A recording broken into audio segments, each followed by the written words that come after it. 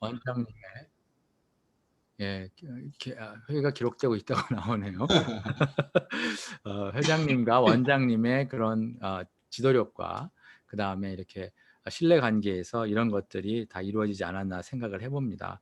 그래서 오늘 기업교육 세미나의 주제는 ESG입니다. 그래서 ESG와 임팩트 경영, 두 번째는 ESG와 지속 가능 경영, 그리고 세 번째는 ESG 환경 변화와 산업 협력에 대해서 우리가 공부를 해보겠는데요. 오늘 공부는 정말 시의적절하고 또 여러분들께 정말 유익한 그런 공부가 될 수 있을 것 같다는 생각이 듭니다. 그래서 오늘 처음으로 이제 시작을 하는데 한국경영학회 회장님이신 박영렬 교수님께서 개회 인사를 해 주시도록 하겠습니다. 부탁드립니다. 네, 안녕하세요. 한국경영학회 회장을 맡고 있는 연세대학 경영대학의 박영렬 교수입니다. 지금 뭐 코로나 사태가 좀처럼 진정되지 않을 것 같고요. 거기다 무더위까지 겹치면서 뭐 제가 별로 오래 살지는 않았습니다만은 제 인생에 이렇게 힘든 시기가 처음인 것 같습니다. 이번 여름을 어떻게 슬기롭게 극복할 것인가가 어떻게 보면은 제 인생에도 중요한 어젠다인 것 같습니다. 지금 대기업들은 예상하지 못했던 어닝 서프라이즈를 겪고 있는 것 같습니다. 우리가 코로나로 굉장히 어렵다는 생각을 했었는데 세계 경제가 다시 움직이면서 대기업들 입장에서는 지금 실적이 괜찮은 것 같아요. 그런데 이 실적이 괜찮은 거에 대해서 어느 누구도 왜 그런지에 대한 심도 있는 분석이나 생각이 별로 없는 것 같습니다. 그래서 어떻게 보면은 우리가 예상치 못했던 성공에 대해서 우리는 즐거워만 할 것이 아니라 이런 기회에 좀 더 깊이 있는 어떤 성찰이 필요하다고 생각을 하고 있습니다. 그런 면에 있어서 지금 한 치 앞을 내다볼 수 없는 이런 글로벌 경영 환경의 변화 속에서 이 경영학의 중요성에 대해서 우리가 다시 한번 새겨볼 필요가 있습니다.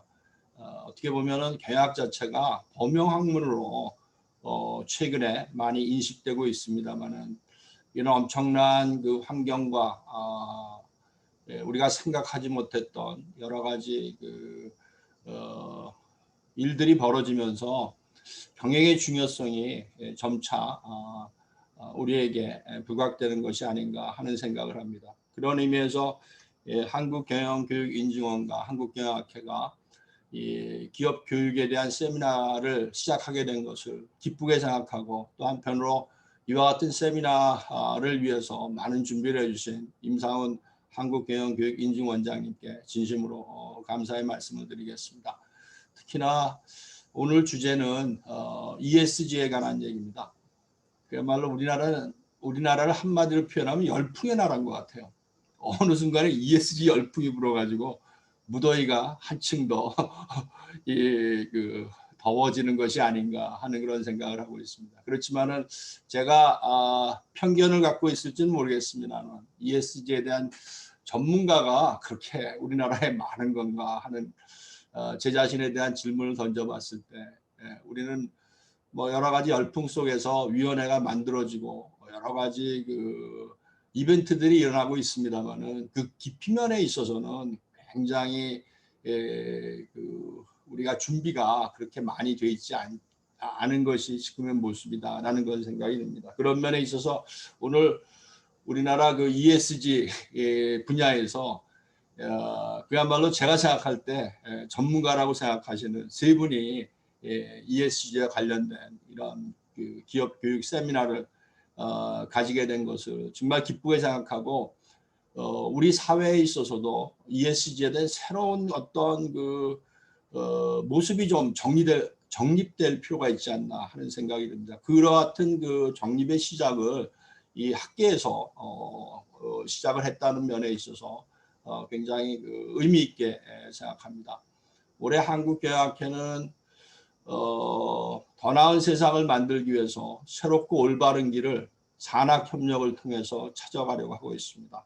이제는 우리는 새롭고 올바른 길을 어떻게 만들어 나갈 것인가 하는 것이 우리 기업, 사회, 그리고 국가의 중요한 어젠다라고 생각을 하고 있습니다. 그런 면에 있어서 오늘 ESG 기업 교육 세미나는 앞으로 우리가 선진 기업, 선진 사회, 선진 국가로 나가는 데 있어서 초석이 되리라고 생각을 하고 있습니다. 상반기에 ESG에 관련돼서 우리가 그 세미나를 하게 되는데 하반기에도 기업 교육 세미나를 그 한국경영교육인증원과 함께 개최하게 될 것입니다. 저희가 많은 걸 준비하는데 생각보다 온라인이 많은 사람들이 참여할 것 같은데 그렇지 않은 면들이 좀 있어서 좀 안타까움이 있습니다. 그렇지만은 저희가 정성을 다해서 정말 기업에게 필요한 이런 그 어젠다들을 발굴해서 함께하게 된다면은 언젠가는 우리가 산학협력의 진정한 그 모습을 만들어 나가는 것이 아닌가 하는 그런 생각을 해봅니다. 그런 면에 있어서 오늘의 세미나는 정말 의미 있다는 그런 생각을 하고 오늘 세미나를 준비해 주신 그 임상훈 원장님을 비롯한 많은 분들께 진심으로 감사의 말씀을 드립니다. 특히나 우리나라 ESG 분야에 있어서 최고의 그 석학들이신 우리 김재구 교수님, 이재혁 교수님, 그리고 신현상 교수님께서 이 바쁜 시간에 지금 아마 여러 가지 그 일들이 있으실 텐데도 이렇게 자리해 주셔서 진심으로 감사의 말씀을 드리겠습니다.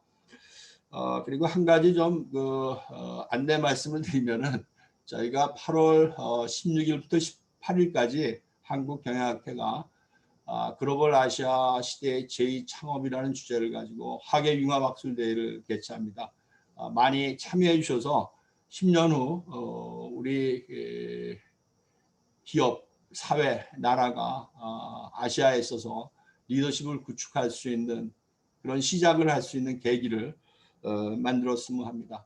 다시 한번 감사의 말씀을 드리면서 기술은 제품을 만들지만은 경영은 시장을 만들고 고용을 창출한다고 저는 생각을 하고 있습니다. 앞으로 경영학이 선진 사회로 가는 우리나라에 정말 필요한 학문으로서의 역할을 할 것을 저는 굳게 믿고 기대를 하고 경영학회와 경영교육인증원은 그것을 성취하기 위해서 기업 교육을 좀 더 심도 있게 다루고자 합니다. 다시 한번 오늘 참석해 주신 그리고 발표해 주신 모든 분들께 감사의 말씀을 드리면서 모두 건강하십시오. 예, 감사합니다. 네. 예, 감사합니다, 회장님. 짧고 굵은 말씀 감사드립니다. 자, 그러면 이제 본격적으로 이제 본론으로 들어가서 첫 번째 세션입니다. 10시 10분부터 10시 40분까지로 되어 있는데요. 제목은 임팩트 경영과 ESG가 되겠습니다. 거두절미하고 시작하도록 하겠습니다. 이제 연사는 이제 방금 말씀하신 대로 명지대학교 경영대학의 김재구 교수님입니다. 자, 김재구 교수님 준비되셨습니까? 네, 준비되었습니다. 네, 바로 저 자료 공유하고 시작하도록 하겠습니다. 네, 감사합니다. 네네. 아까 말씀 주신 것처럼 사실 그 임팩트 경영과 ESG라는 주제로 제가 말씀을 드리는데 저에게 부여된 시간이 한 30분 정도입니다. 제가 가능한 20분, 25분 내에는 늦어도 끝내고 질문에 답을 하겠다고 시간 계획을 가졌고요. 그러니까 중간에 질문하시기가 좀 그러면 게시판을 이용해서 채팅방에 미리 올려놓으시면 제가 보고 신속하게 이렇게 답변을 드릴 수 있을 것 같습니다. 조금 전에 우리 임상훈 원장님 또 무엇보다 박영렬 경영학회 회장님께서 말씀해 주신 것처럼 새로운 경영 교육을 위한 혁신이 일어나고 있습니다. 특히 경영교육인증원이 그 선두를 달리고 있었는데요. 제가 이번에 감사하게도 경영학회 차차기 회장 단독 후보로 공천을 받았고 지금 이제 선거운동을 막 시작을 했습니다. 여러 지역의 대학 교수님들 직접 만나뵌 적이 있었는데 지금 지역에 기반한 또 기업들의 수요에 기반한 경영교육 혁신을 부탁을 하고 경영학회가 앞장서서 또 교육인정원과 함께 협력해서 각 지역 대학에서 이런 일들을 할 수 있기를 원하더라고요. 그중에 가장 큰 내용 중에 하나가 지속 가능 경영 ESG에 대한 내용이었기 때문에 오늘 더욱더 뜻깊은 것 같습니다. 박영렬 회장님 말씀 주신 것처럼 바야흐로 정말 열풍의 시대인데요. 그 배경에는 포용 성장에 대한 요구, 또 근본적으로는 그 사회 문제를 해결하라고 하는 이해관계자들의 요구가 그 이면에 있기 때문에 그 자본시장을 필두로 해서 ESG에 대한 요구가 커져가고 있습니다. 제가 오늘 참여한 분들 보니까 이 분야에 탁월한 석학분들도 계시고 또 기업에서 ESG 활동을 책임지는 분들도 계셔서 어느 정도의 이 수준으로 준비를 해야 되는지 고민을 많이 했는데요. 그래도 가장 기반이 되는 내용들을 말씀드리면 2019년에 미국에서 가장 영향력 있는 181개 기업들의 CEO들이 함께 모여서 기업의 목적을 재정의했다는 것이 중요하겠습니다. 단순히 주주이익의 극대화에만 머무르지 않고 모든 이해관계자들을 위한 가치 창출, 그래서 사회 공동체의 발전을 위해서 기업이 이바지하겠다라고 하는 이런 선언이 굉장히 큰 역할을 했다고 보고요. 말씀드린 대로 그 이유는 바로 기존의 이제 주주 또 직원과 같은 이런 직접적인 내부의 이해관계자뿐만 아니라 고객, 협력사, 보통 이 스파이스 모델이라고 얘기하던 전통적인 다섯 이해관계자뿐만 아니라 더 나아가서는 시민사회, 그리고 미래 세대를 생각하고 또 환경에까지 이들의 그 이해관계의 요구들을 적극적으로 반영할 필요가 있다라고 하는 것이 ESG 열풍의 배경이 되었다고 생각합니다.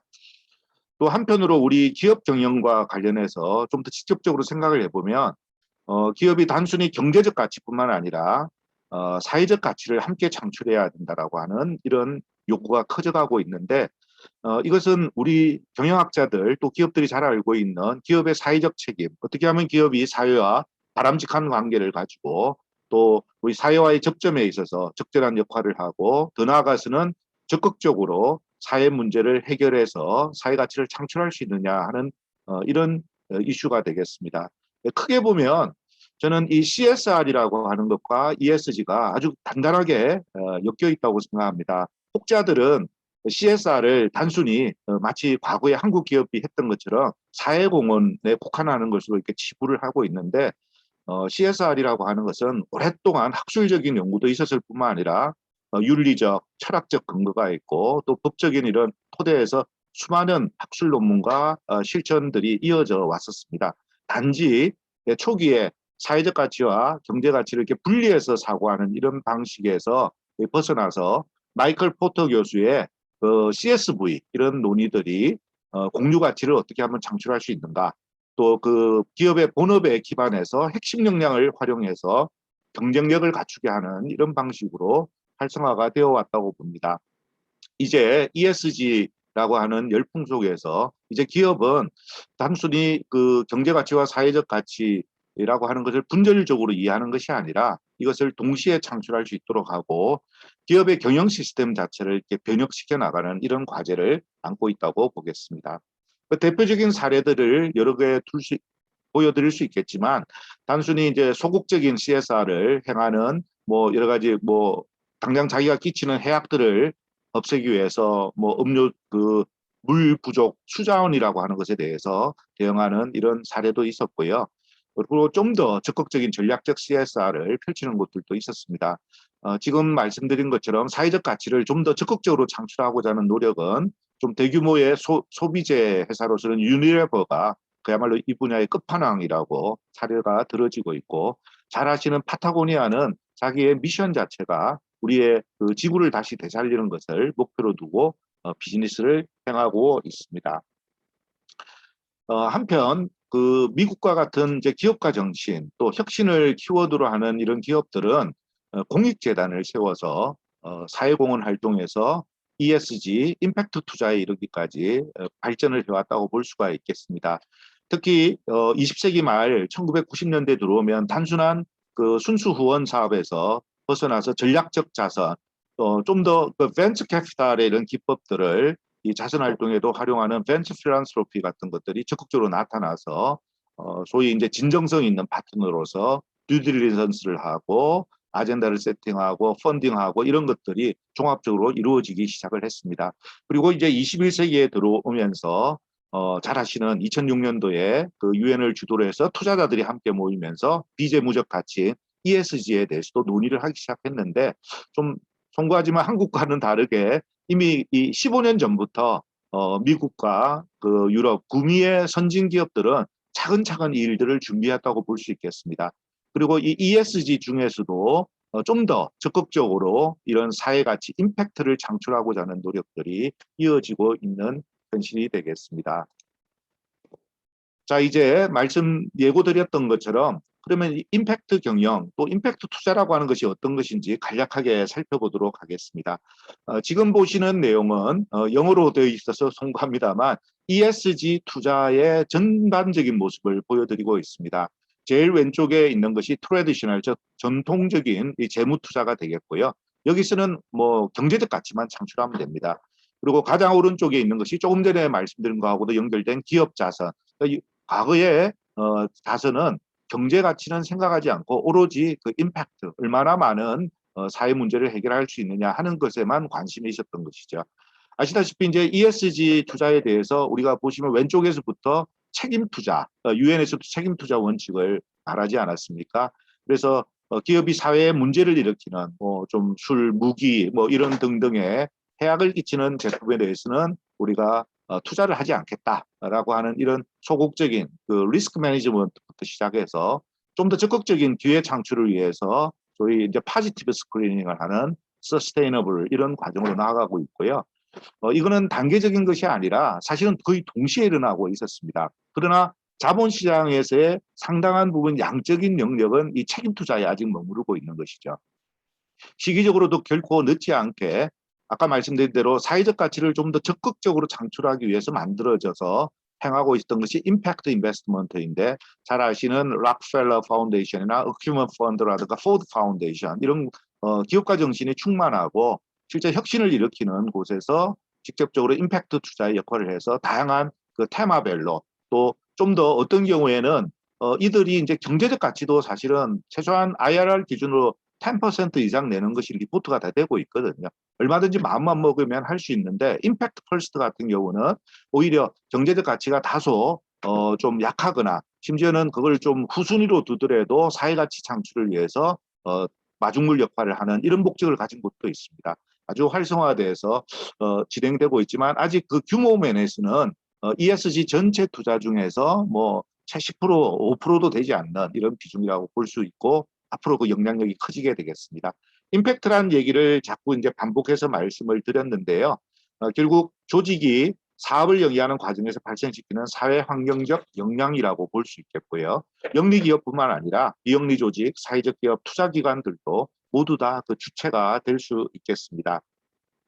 또한 그 임팩트 경영이라고 했을 때는 임팩트의 주체들이 사업을 영위하면서 경제 성과를 추구함과 동시에 임팩트 성과를 추구하는 경영 방식을 의미하고요.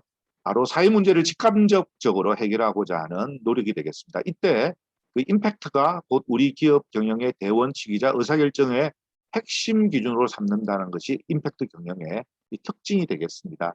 좀 더 이제 세부적인 그 사례를 들어서 설명하는 것이 좋을 것 같아서 간단하게 그 잘 아시는 뭐 인풋, 스루풋, 아웃컴 이런 내용을 쭉 적었는데 이때 그 임팩트라고 이렇게 저희가 변화 이론에서 얘기할 때는 실제로 이 그냥 저절로 이루어지는 것을 제외하고 그 우리가 의미 있는 인터벤션을 했을 때 그것을 통해서 그 사회에 또 그 개개인 가족들의 어떠한 삶의 변화가 일어났는지 하는 것들을 성과를 측정하게 되어 있습니다. 지금 또 ESG에 대해서 어떻게 하면 성과를 뭐 공시하는 이슈부터 측정, 평가하는 여러 가지 논의들이 이어져 가고 있는데요. 오늘 임팩트 경영을 좀 소개하면서 임팩트 투자는 일찍이부터 이런 성과 측정과 평가에 대해서 고민을 하고 준비를 해왔습니다. 한 20년 역사가 있었던 거죠.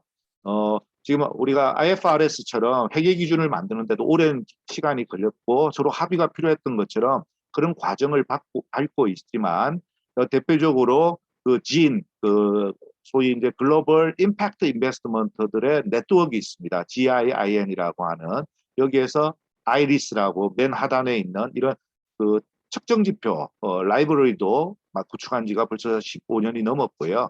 최근에는 그 가운데 보면 임팩트 매니지먼트 프로젝트 같은 IMP라고 하는 것을 통해서 성과를 보고할 수 있는 기준들에 대해서는 모두가 합의해서 약 600여 개의 기관들이 함께 이 일들을 해나가고 있습니다.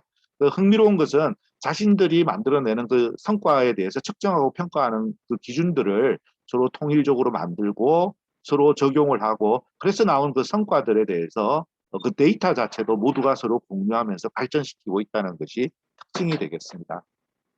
보시는 것처럼 따라서 이제 이 IMP 같은 내용들 비롯해서 국제적인 임팩트 평가 기준으로 가장 많이 쓰이는 것이 UN SDG와 IMP 프로세스가 되겠습니다. 지금 IMP는 UN에서 Country Report, 그 국가별 보고서의 핵심 그 기준으로 이제 자리를 잡았고요.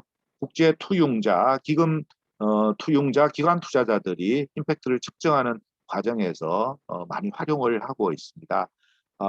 대표적인 그 참여 기관들과 사례 제공 기관들을 제가 로고들만 이렇게 좀 적어놨지만 거의 모든 임팩트 투자 기관들이 함께 참여하고 있다고 보시면 큰 문제가 없겠습니다. 그 대표적인 IMP 그 성과 보고의 틀로 다음과 같은 이 5가지 요소들을 보여주고 있습니다. 첫 번째는 what인데요. 이것을 통해서 어떤 사회적 가치를 만들려고 하는지 그 목적에 대한 것이고, who는 구체적인 그 대상이 되겠습니다. how much는 실제 임팩트의 규모, 또 지속기간, 그리고 그 정도에 대해서 따지고 있고요. contribution은 이걸 통해서 얼마나 그 경제 생태계 발전을 기여를 했는지를 알려주고 있습니다. 또한 그 마지막으로 그 리스크에 대해서도 함께 다루고 어떤 일이 있었는지 보고를 하도록 이렇게 프레임이 잡혀 있습니다. 이와 같은 내용을 자세히 소개시켜드리는 이유는 지금 잘 아시다시피 WWF와 빅4 어카운팅 펌들을 필두로 해서 이루어지는 이런 내용들, 그다음에 이제 SESB와 IFRC가 최근에 이제 합병을 했는데요. 여러 가지 그 성과에 대한 특히 ESG 성과에 대한 공시 기관들의 소위 이제 합동 연행들이 이제 활발해지고 있습니다. 또 무엇보다 이제 회계학의 분야에서 IFRS를 중심으로 해서 또 큰 진전이 있어서 향후 한 늦어도 2년 내에는 상당히 좀 통합적인 그 성과 측정, 평가와 관련된 이런 공시 프레임워크들이 제시가 될 것으로 보이기 때문에 이들이 사실은 그 IMP 제가 소개시켜드린 이런 성과들과 계속해서 서로 협업을 하면서 공유를 하고 있습니다. 이 내용들을 우리 한국 기업들이 또 여러 기관들이 빨리 이제 학습을 하고 활용을 한다면 아마 큰 도움이 될 것이라고 생각을 합니다. 한 예로 D3 주빌리라고 하는 임팩트 벤처 캐피탈입니다. 여기에서 임팩트를 창출하는 그 사이클을 간략하게 보여드리면 첫 번째 이제 그 투자하고자 하는 회사를 판별을 해야 되지 않겠습니까? 그래서 UN SDG를 기초로 해서 임팩트를 정의하고 그 진과 함께하는 이제 협업기관이라고 쌍벽을 이루고 있는 투자자들 기관입니다. 토닉이라고 하는 곳에서 제시한 임팩트 프레임워크에 적용해서 세부 판별을 해나가고요.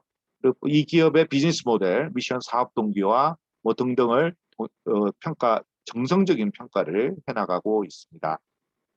두 번째 단계, 실제로 이제 어느 정도 투자에 대한 의사결정이 일어나게 되면 그 아이리스, 아까 GNS 만든 거라고 그랬죠. 국제 기준을 활용해서 투자 기업의 비즈니스 모델에 적용함으로써 객관성을 확보해보고 기업과 임팩트 KPI를 서로 합의하고 정기적으로 측정하는 이런 과정을 밟게 됩니다.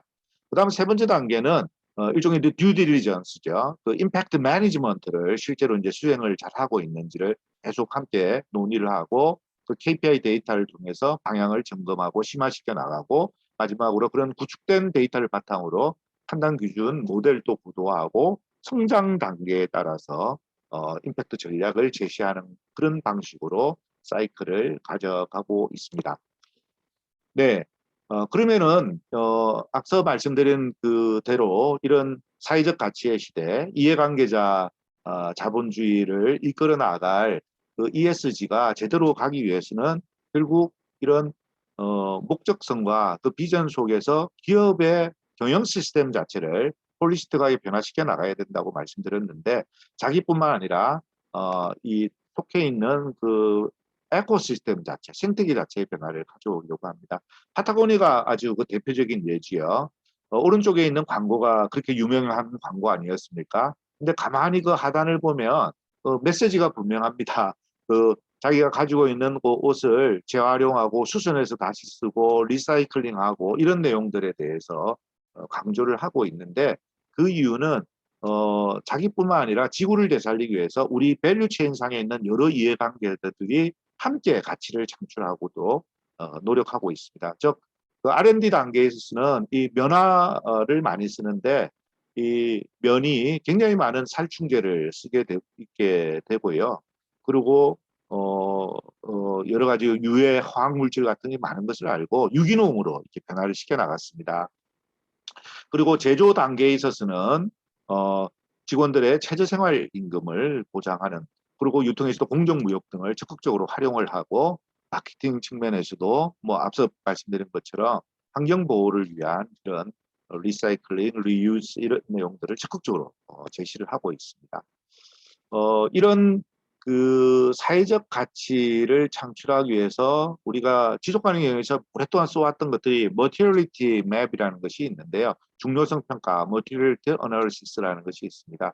그 지속가능 경영 보고서를 만드는 가장 큰 틀인 GRI, 우리 그 기업에 계신 분들은 잘 아시는 내용인데요. 거기 보면 크게 X축, Y축을 둬서 X축 같은 경우는 우리 회사의 비즈니스의 성공을 위해서 어떤 이슈가, 우리 식으로 보면 ESG에 여러 이슈가 있는데 어떤 이슈들이 더 중요하냐, 산업별 업종별로 그게 다르지 않겠습니까? 또 Y축은 이해관계자들이 어떤 걸 중요하게 생각하느냐, 이게 외부 또는 산업 전문가에게 주로 물어서 여러 다양한 사회 이슈가 있지만 그중에 우리 기업에, 우리 산업에서 중요한 이슈들을 판별하는 것인데, 뭐 세스비라든가 이런 곳에서도 지금 제시를 하고 있습니다. 일찍이 마이클 포터도 밸류 체인을 통해서 각각의 이런 밸류 체인 단계에서 어떤 소셜 이슈가 있는지를 쭉 보여주고 있고, 그중에서 우리가 가장 키난, 가장 중요하고 우선순위를 둬야 될 이슈들을 우리가 찾아나가는 이런 과정을 보여주고 있습니다. 과거에는 이 전략이라고 했을 때 우리의 비즈니스 도메인을 정하고 어떻게 하면 거기에서 경쟁에 승리할 수 있느냐, 이를 위해서 KSF를 정해 나가고 거기에 맞게 조직의 시스템과 관행을 설계하는 것이 그 최고 경영자의 역할이었다고 생각을 했는데요. 지금 보면 결국 이 ESG 열풍이 요구하는 우리 기업들에게는 철학이 있는 경영 전략을 펼칠 것을 요구하고 있습니다.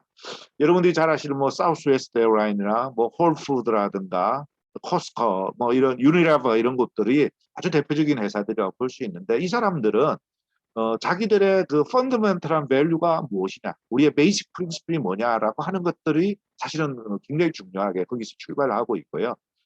이런 가치를 반영하고 구현할 수 있는 프랙티스를 이렇게 만들어 나갑니다. 그래서 아무리 그게 수익이 좋고 하더라도 우리의 펀더멘털 밸류하고 상반되는 팔러시는 채택하지 않는 방식으로, 이 doing good이라고 할 수 있죠. 선한 일을 하지만, 근데 여기에만 머무는 것이 아니라 그것을 활용해서 doing well, 더 높은 경영 성과를 낼 수 있는 지경까지 간 것이죠. 이 핵심 역량을 통해서 오히려 경쟁자들보다 더 나은 밸류 프로포지션을 제시하고 지속 가능한 경쟁 우위로 끌고 나가는 이런 철학이 있는 경영 전략은 결국 그 리더가 기업의 가치와 문화를 경영하는 것입니다. 최근에 그 ESG에 대해서 ESG 워싱이다, 그린 워싱이다, 또 자본시장의 포트폴리오에 성과가 많다지만 뭐 그냥 일반적으로 성과가 좋은 곳이나, 심지어 ESG 아주 악영향이 있는 사람들만 뭐 골라 담은 ESG 펀드가 아주 수익이 좋다, 이런 기사도 제가 봤습니다. 기본적으로 기업 경영이라는 게 무엇이고 기업은 어떤 역할을 하는가, 아까 비즈니스 라운드 테이블의 목적 재정의를 다시 생각하게 되고 있고요. 지금 보시는 것처럼 기업이라는 것은 대지, 우리 사회를 기반으로 해서 성장을 하게 됩니다. 이것이 건강하게 성장하게 나가기 위해서는 이 대지로부터, 토양으로부터 영양분을 흡수하고 자원을 제공받아야 되는데, 아까 말씀드린 그 기업의 미션 자체가 그 DNA, 시드라고 볼 수 있겠습니다. 단단한 이 몸통을 가지고 성장하기 위해서는 더블 바텀 라인, 경제 가치뿐만 아니라 사회적 가치를 추구하는 이런 방식으로 가면서 결국 열매를 맺게 될 것인데 지금 우리가 ESG라고 얘기했을 때는 결국 우리의 이런 경영 성과를 점검해서 가지치게 해줄 수 있는 굉장히 유용한 수단이라는 것이죠. 그래서 더 많은 이미 많은 열매를 맺더라도 더 풍성하게 열리도록 또 열매를 맺지 못하는 가지들은 또 제거하는 이런 역할들이 될 것입니다. 마지막으로 이제 ESG의 활용에 대해서 잠깐 말씀을 드리겠습니다. 뒤이어 우리 이재혁 교수님께서 탁월하게 또 정리를 해 나가 주실 거라고 보는데요. 결국 ESG를 통해서 우리가 사회적 가치를 창출해 나가지 못한다면 투자자는 물론이고 그게 또 나아가 탁월한 종업원들을 놓칠 것입니다. 이제는 더 적극적으로 이해관계자들이 요구하는 사회 문제 해결을 해나갈 필요가 있다는 것인데요. 이렇게 하기 위해서 요 내용은 잘 아시다시피 이제 ESG 경영에 대한 그 투자자의 관점에서 이게 시작되는 내용에 대해서도 명확한 이해를 우리가 가져야 되겠습니다. 그러나 실제 그 경영 시스템 전체가 변화되기 위해서는 그 하단에 있는 것처럼 우선 우리 기업이 어떤 사회적 이슈를 우선시할 것이며 또 기업과 사회의 바람직한 관계에서 우리는 어떤 목표들을 설정할 것인지 그 아젠다 세팅에 있어서는 앞서도 얘기했던 UN SDG를 적극 활용할 필요가 있겠습니다. 그리고 그것을 기업 내에서 실행하는 데 있어서는 그 과거에서도 CSR을 위해서 만들어져 있는 ISO 26000이 굉장히 중요한 가이드라인이 되겠습니다. 그리고 이것을 외부에 이렇게 리포팅, 보고하고 공시를 하고 그것이 나중에 평가를 받는 이런 방향으로 이어져 나가고 있는데 기존에 있는 지속가능 경영 보고 GRI 기준뿐만 아니라 그 TCFD라든가 SASB 같은 이런 기준들을 통해서 보고서들이 계속해서 발간을 요구를 받고 있습니다. 마지막으로 보면 자본시장에 있는 많은 대표적으로 여기는 MSCI를 들었는데요. 그 평가자들이 여기에 대해서 레이팅을 해서 평가 성과를 결과를 여러 자산 운용사들에게 제시함으로써 이런 ESG 경영의 사이클이 이루어진다고 보겠습니다. 앞서 말씀드린 대로 ISO 26000이라고 하는 것은 국제 표준화 기구를 통해서 우리 기업에게도 익숙한 내용이 되겠는데요. 여기 보시면은 위에서 두 번째 보면 환경이 다소 적은 것 같지만 가버넌스를 비롯해서 인권, 노동 관행, 공정 운영, 소비자, 지역사회 등등의 7가지의 이슈들에 대해서 아주 세부적인 지표들까지 잘 제시가 되어 있기 때문에 만약에 이걸 처음 하는 사람들이라면 저는 ISO 26000에 대해서도 충분한 이해를 가진 것이 필요하다고 생각하고 있습니다.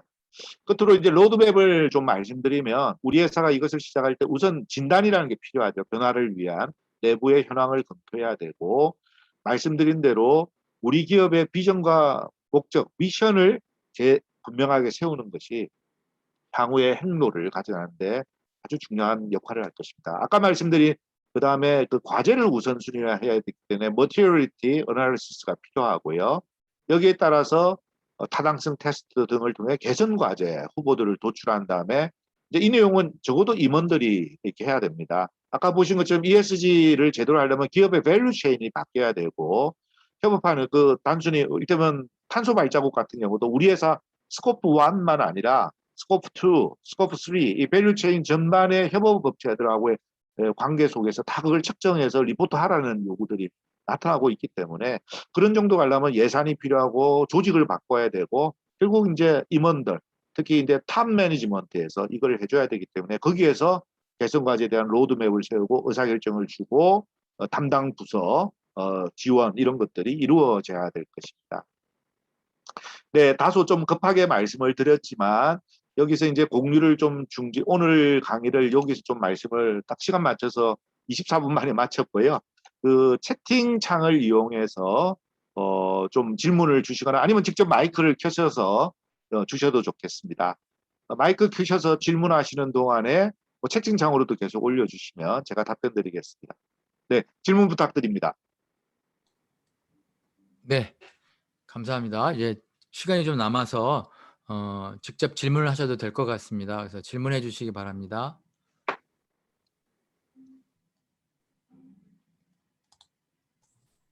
네, 마치고 질문을 하거나 같이 토의하는 시간이 별도로 있지 않기 때문에 그 각 발표자가 한 다음에 그래도 좀 질의응답 시간을 가지는 것이 좋을 것 같아서 이렇게 그 시간을 가졌습니다. 지금 제가 채팅창을 보니깐요. 예 감사합니다 이렇게 돼 있고, 두 번째는 "오늘 발표 자료를 공개합니까? 어디에 업로드할 건가요?" 이렇게 관심이 많으신 것 같아요. 원장님께서 그 말씀을 해주셔야 될 것 같아요. 임상훈 원장님. 예. 메일이 있으십니까? 네. 네, 저희 경영교육인증원 홈페이지에 이제 오늘 녹화된 강의 동영상 그 업로드를 할 겁니다. 그래서 그 미처 보지 못하신 분들이나 아닌 그 연속해서 보고 싶으신 분들은 그 녹화 그 동영상을 보시면 되겠습니다. 네, 감사합니다. 질문이 하나 올라왔는데요. 아마 그 정창래 님이신 것 같습니다. 제가 알고 있기로도 SK에서 ESG 최근 이 흐름뿐만 아니라 그동안에 소셜 밸류, 사회적 가치 창출 이런 SK가 주도해 왔던 이슈 레이징을 해왔던 이런 내용들을 선도해서 기업에서 실천을 해나가는 분으로 알고 있는데요. 질문의 내용은 ESG가 수단이라 제가 툴 이런 표현을 했는데 그러면 목적을 무엇이라고 생각하는지요? 라고 이렇게 말씀을 해주셨습니다. 사실은 저는 이제 사회적 가치에 대한 말씀을 드렸는데 이게 철학이자 어떻게 보면 펀더멘털 밸류하고 저는 관계가 있다고 생각합니다. 그러나 이제 좀 더 구체적인 목적은 바로 이어서 사실은 그 이재욱 교수님께서 아마 말씀을 해주실 그 지속 가능 경영이라고 하는 것이 그 내용이 되지 않을까라고 우선 말씀드릴 수 있을 것 같습니다. 잘 아시는 것처럼 지속 가능 경영이라는 게 한 세 가지 차원이 있는 것 같습니다. 이제 하나는 당연히 우리 기업이 계속해서 지속 가능하게 성장해야 된다는 서스테이너블한 어드밴티지를 가지고 해야 된다는 것이 있고요. 아까 그 파타고니아 예처럼 그 지구, 우리가 살아가는 그 지구라고 하는 것으로 대변되는 우리의 그 생태계 자체가 지속 가능해야 된다 하는 얘기. 그리고 마지막으로는 사실은 이 경제 가치와 사회 가치를 동시에 창출하고 서로 선순환을 한다는 게 그렇게 말처럼 쉬운 일만은 아니잖아요. 근데 이 사회적 가치라고 하는 것이 정말 고객에게 밸류 프로포지션이 돼서 그것에 대해서 기꺼이 내가 지불할 의사를 가지고 경제적 가치로 만들어 나가는 이런 내용들이 또 하부에 갖춰져야 되지 않은가 하는 게 저의 이제 소견입니다. 두 번째 질문에 대해서까지 말씀드리면 시간을 제가 마쳐야 될 것 같은데요. 많은 분들이 그린워싱처럼 ESG도 ESG 워싱이 되지 않을까 하는 우려의 목소리가 들립니다. 이를 방지하기 위한 조언이 있을지 이런 좋은 질문을 해주셨는데요. 네, 실제로 아까 박영렬 회장님도 말씀하신 것처럼 열풍 현상이라고 하는 것이 과거에 마치 일종의 패션, 패드처럼 ESG도 그냥 그저 지나가는 바람 아니냐 이런 말씀도 하시는데 저는 그렇지 않다고 봅니다. 이거는 사실 글로벌 기준으로 지금 쓰고 있고 또 어떻게 보면 제가 이제 한번 신문 칼럼에서도 크게 쓴 적이 있는데 이게 변화를 일으키는 여러 가지 동인이 있지만 이게 코올스반 강압적인 내용들도 있거든요. 법, 규제 그리고 또 자본시장에서의 실제로 이제 투자에 의한 의사결정을 통해서 압박이 오기 때문에 이것은 굉장히 큰 변화의 동력이 되고 또 일시에 단시간 안에 하다 말 이런 내용들이 아닌 이런 내용이라고 저는 생각을 하고 있습니다. 그렇기 때문에 적극적으로 여기에 대해서 대응을 해야 되는데 이제 뭐 우리 특히 한국의 혁신의 늪 중에 하나가 단기업적주의잖아요. 그래서 이거를 뭐 그냥 빨리 조기에 뭔가 성과를 내고자 하는 이런 조급함 이런 것들이 많이 보이는 것이 사실이고요. 결국 근본적인 내용들은 우선 기업 스스로는 아까 제가 얘기한 것처럼 그 목적과 비전을 정립해서 철학이 있는 경영이라고 하는 것이 구두선이 아니라 실제 경영 시스템으로 내려갈 수 있도록 탑 매니저부터 기업 구성원들이 서로 가치를 공유할 수 있도록 그런 의미에서도 우리 학계의 역할이 굉장히 크다고 봅니다. 또 투자자들도 사실은 자본시장의 관점에서 보면 또다시 이제 경제환원주의가 될 수 있습니다. 결국 뭐 수익이 좋은 게 최고야 이런 틀에 얽매이지 않고 결국 ESG라고 하는 것이 단순히 그 인스트루멘탈한 도구적인 이런 관점 이상으로 이것이 왜 필요한지 그 지속 가능 경영에 대한 근본적인 이해를 그래서 자본시장이 변화시켜 나갈 때 변화의 동력이 된다고 생각합니다. 시간이 다 돼서 제가 마치겠지만 결국 이런 가장 그 근간이 되는 기업과 자본시장의 변화를 가져올 수 있는 역할은 바로 우리 학계 교수님들이 기업과 함께 할 거라고 생각합니다. 학계가 이 방향을 이제는 제시를 해주셔야 된다라고 저는 보고 있습니다. 우리 경영교육인정원을 선두로 해서 경영학회가 실제 기업에 또 지역에 있는 여러 기관들, 대학들과 함께 한국 기업을 혁신해 나갈 수 있도록 또 ESG 경영이 정착할 수 있도록 매진해 나갈 것을 기대하면서 이상 말씀을 마치도록 하겠습니다. 경영학회에 늘 관심 가지고 선거에도 관심 가지고 투표도 해주시길 부탁드리겠습니다. 감사합니다.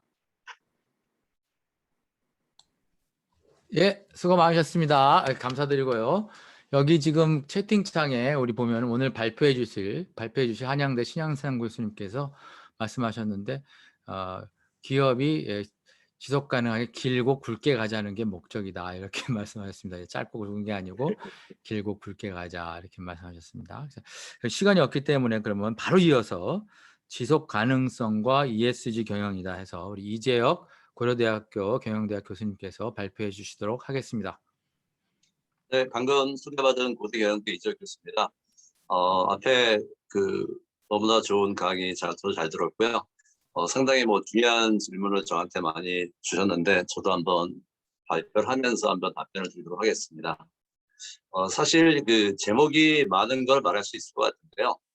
제가 좀 드리고 싶은 말씀은 과연 기업들이 ESG에 관심이 많은데 궁극적인 목적이 무엇인가에 항상 고민이 많으신 것 같습니다.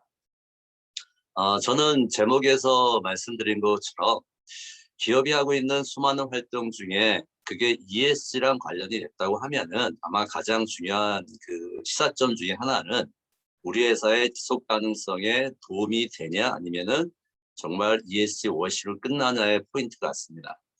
이와 관련돼서 한번 간단하게 한번 그림을 보여드리면은 왼쪽 보시면 아시겠죠? 일단 주식의 큰 변화입니다. 타임머신이 있다고 하면은 이 회사 주식을 샀다고 하면은 아마 투자 수익률이 한 80%좀 되는 것 같습니다. 작년 1월 1일부터 작년 12월 31일까지의 주가의 변화고요. 반면에 오른쪽 아래를 보시면은 아시다시피 아마존 회사의 많은 종업원들이 거리에 나와서 회사에 대한 어떤 프로테스트, 항의를 많이 하고 있죠. 오늘 이제 저희가 지속 가능성 얘기를 할 텐데 한 번쯤 여러분도 고민하실 것이 과연 왼쪽처럼 보이는 우리가 많이 논의하는 소위 말하는 재무성과죠. 재무성과 정말 좋은 기업이 지속 가능할 것인지 아니면 오른쪽 아래에 보시는 것처럼 비재무성과 이 경우에는 종업원들의 어떤 회사에 대한 만족도가 중요할 것인지 두 가지가 가장 큰 딜레마 같습니다. 그럼 과연 여러분들은 혹시 주식을 투자하신다고 하면은 과연 왼쪽 회사를 할 것인가 아니면 오른쪽 회사를 할 것인가 아마 고민도 되실 것 같은데요. 아마 예상하셨겠지만 두 회사가 아니라 바로 왼쪽은 아마존이라는 회사의 주가의 변화고요.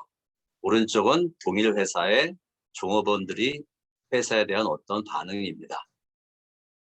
참 웃기죠.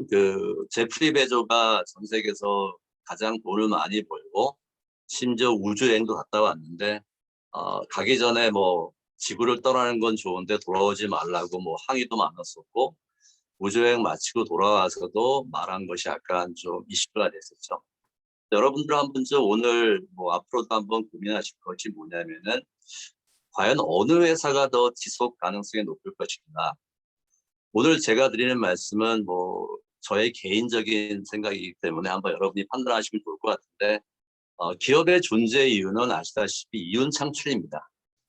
따라서 정말 이자도 못 낸다고 하는 한계 기업 같은 경우에는 절대 지속 가능성을 담보할 수가 없습니다.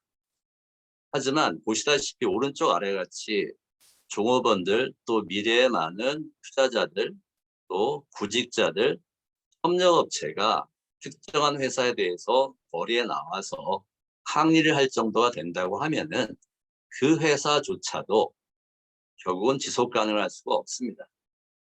나머지 이슈도 여러분이 한번 고민하시면 좋을 것 같은데 우리 사회에서 요새 가장 핫한 이슈 중에 하나가 그럼 과연 ESG를 하면서 기업한테 생길 수 있는 수많은 비용을 어떻게 커버할 것인가. 마치 이 두 슬라이드에서 보이는 것처럼 어느 것 선택의 문제 같습니다. 그래서 오늘 여러분이 한번 들어보시면서 한번 같이 고민해 보면 좋을 것 같습니다. 2000년에 시총 12기업이고요. 왼쪽은요. 오른쪽은 2020년에 또 탑 10 기업입니다. 저희가 20년 전에 그 당시 시총을 보면서 그렇게 놀라지 않았을 것 같아요. 그 당시 1등이 삼성전자, 2등이 SK텔레콤 이렇게 쭉 나왔는데 아마 그때는 안 놀랐겠지만 아마 여러분들 오늘 보시면은 2000년에 시가총액 4등이 한전입니다. 그러니까 지금 딱 보시면 되게 좀 새롭다는 느낌이 많으실 것 같아요. 오른쪽 보시면 아시겠지만 뭐 한전은 지금 탑10에 포함이 안 돼 있습니다. 또 왼쪽과 오른쪽을 비교해 보시면은 뭐 몇몇 기업만 뭐 제가 말씀드리면은 뭐 네이버라든가 카카오 같은 경우에는 2000년에 그 당시 2020년에 시총 10위 기업에 들어갈지 예상을 많이 못했을 것 같아요. 아마 예상했다고 하면 그때 주식을 샀으면 상당히 뭐 어떤 대박을 얻었을 텐데요. 그래서 아마 ES에 대한 많은 논의가 있지만 결국은 우리가 한번 고민해 볼 것이 2040년 혹은 뭐 2030년 후에 과연 우리나라에서 시총 탑10에 이름을 올릴 기업들의 특징이 무엇일 것인가. 만약에 우리가 오늘 말하는 ESG 경영이 정말 중요하다고 하면은 여러분들은 아마 그 어린 자녀를 위해서 장기 투자하실 때 금년 관점에서 ESG를 정말 잘하는 기업에 대한 장기 투자가 되면은 상당히 좋은 할아버지 할머니로서 좀 나중에 사랑받지 않으실까 하지만 역시 주식 투자는 본인의 그 의사결정 잘 하시면 좋을 것 같고요. 오늘 이제 약간의 인트로가 끝났고 뭐 앞하고 뒤에서 이제 약간 반복은 되겠지만 아주 저는 간략하게 ESG 개념이 무엇인지 다 아실 것 같은데 그 전에 그런 개념이 왜 생겼을 것인가 한번 말씀드리고자 합니다. 우리나라에 많은 문제가 있죠.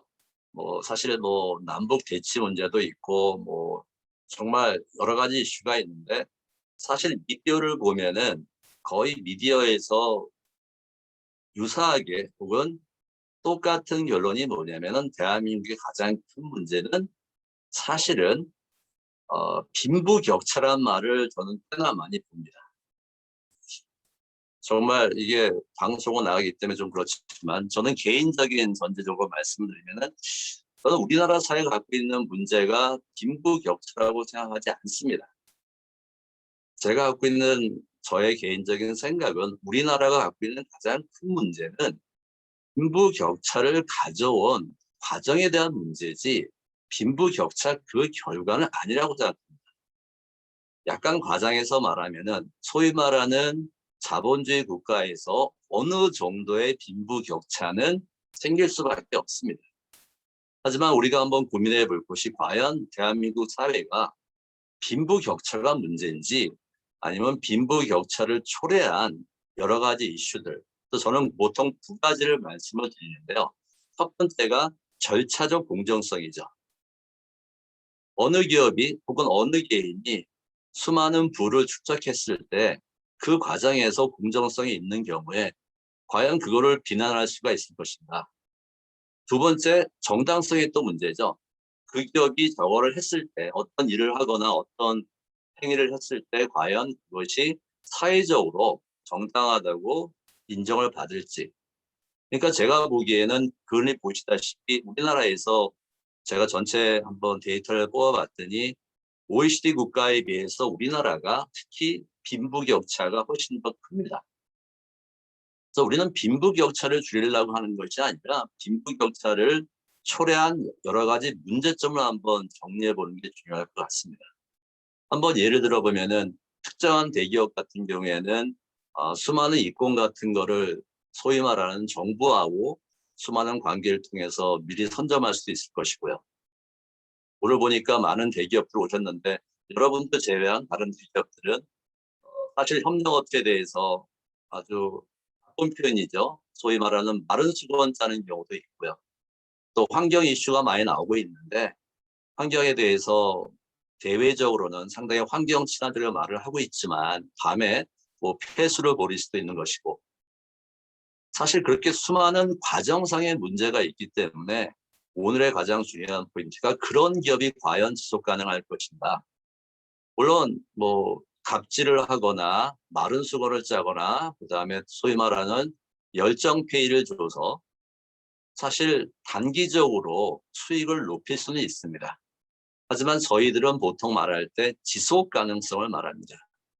얘기는 기업이 기업으로서 본연의 의무인 이윤을 창출하는 과정에서 내년에 혹은 다음 주에 문을 닫을 것이 아니라 앞으로 10년, 20년, 100년 기업을 가는 경우에 과연 장기적으로 무엇을 볼 것인가. 제 개인적으로는 이런 고민이 결국은 우리가 요새 말하고 있는 ESG로 들어온 것 같습니다. 아까 그 박영렬 회장님 말씀하신 것처럼 정말 저도 뭐 광풍이라는 표현을 많이 쓰고 있는데요. 이제 ESG 다 정리 아시겠지만 그래도 한번 정리를 하면은 E와 S와 G는 결국은 알고 계시는 환경과 사회와 지배 구조의 세 가지 합자를 따라서 ESG를 말했죠. 근데 여러분 한번 고민해 보셨는지 모르겠지만 왜 하필 ESG일까요? 저는 기업체 가서 가끔 말씀을 드리면은 그런 말씀을 드립니다. 오늘은 우리가 E와 S와 G를 말하겠지만 아마 1년 후에, 2년 후에는 E와 S와 G 말고 더 많은 평가 아이템이 들어올 것이고 평가의 기준도 어려워질 것 같습니다. 그래서 저는 보통 E와 S와 G를 어떻게 이해하고 있냐면은 아까 말씀드렸던 것, 기업이 돈을 버는 과정에서 절차적 공정성과 사회적으로 정당성을 확보했는지 바라보는 세 개의 렌즈라고 저는 보통 표현을 합니다. 환경적인 관점에서, 사회적인 관점에서, 지배구조 관점에서. 근데 나중에 또 뭐가 있을까요? 뭐 약간 더 구체화시켜서 리더십 관점에 나올 수도 있을 것이고요. 윤리 경영에 나올 수도 있기 때문에 사실 E와 S와 G는 앞으로 좀 더 확대될 것 같다는 게 제 생각이고요. 그 위에 보시면 제가 정의를 써놨죠. 기업이 뭐 성장을 위해서 경제 수익성뿐만 아니라 이렇게 있는데 아까 질문도 약간 나온 것 같은데 저는 ESG 시대에 키워드는 환경과 사회와 지배 구조가 아니라고 생각합니다. ESG의 가장 중요한 키워드는 ESG 그 자체가 아니라 결국은 또 가능성입니다. 여러분 한번 고민해 보시면 아시겠지만 1980년대 경영학계를 흔들었던 단어가 아마 뭐 TQM 같은 거 아닐까요? 토탈 퀄리티 매니지먼트, 뭐 JIT, 그다음에 90년대 말에 들어가면 뭐 글로벌화, 그다음에 4차 산업혁명, 또 최근에 이제 코로나 직전까지 정말 광풍처럼 불었던 게 공유경제죠. 근데 지금 공유경제 말하는 사람 아무도 없습니다. 코로나 때문에. 지금 말씀드렸던 수많은 예가 결국은 지속 가능성을 얻을 수 있는 방법론을 학계와 또 산업계가 제시한 거죠. JIT가 지속 가능성을 도모할 것 같다든가 공유 경제를 통해서 뭐 수요에 대한 감축을 대비한다든가. 근데 이제 갑자기 ESG가 나왔죠. 우연의 일치인지 모르겠지만 ESG가 나온 것도 결국 코로나랑 무관하지 않습니다.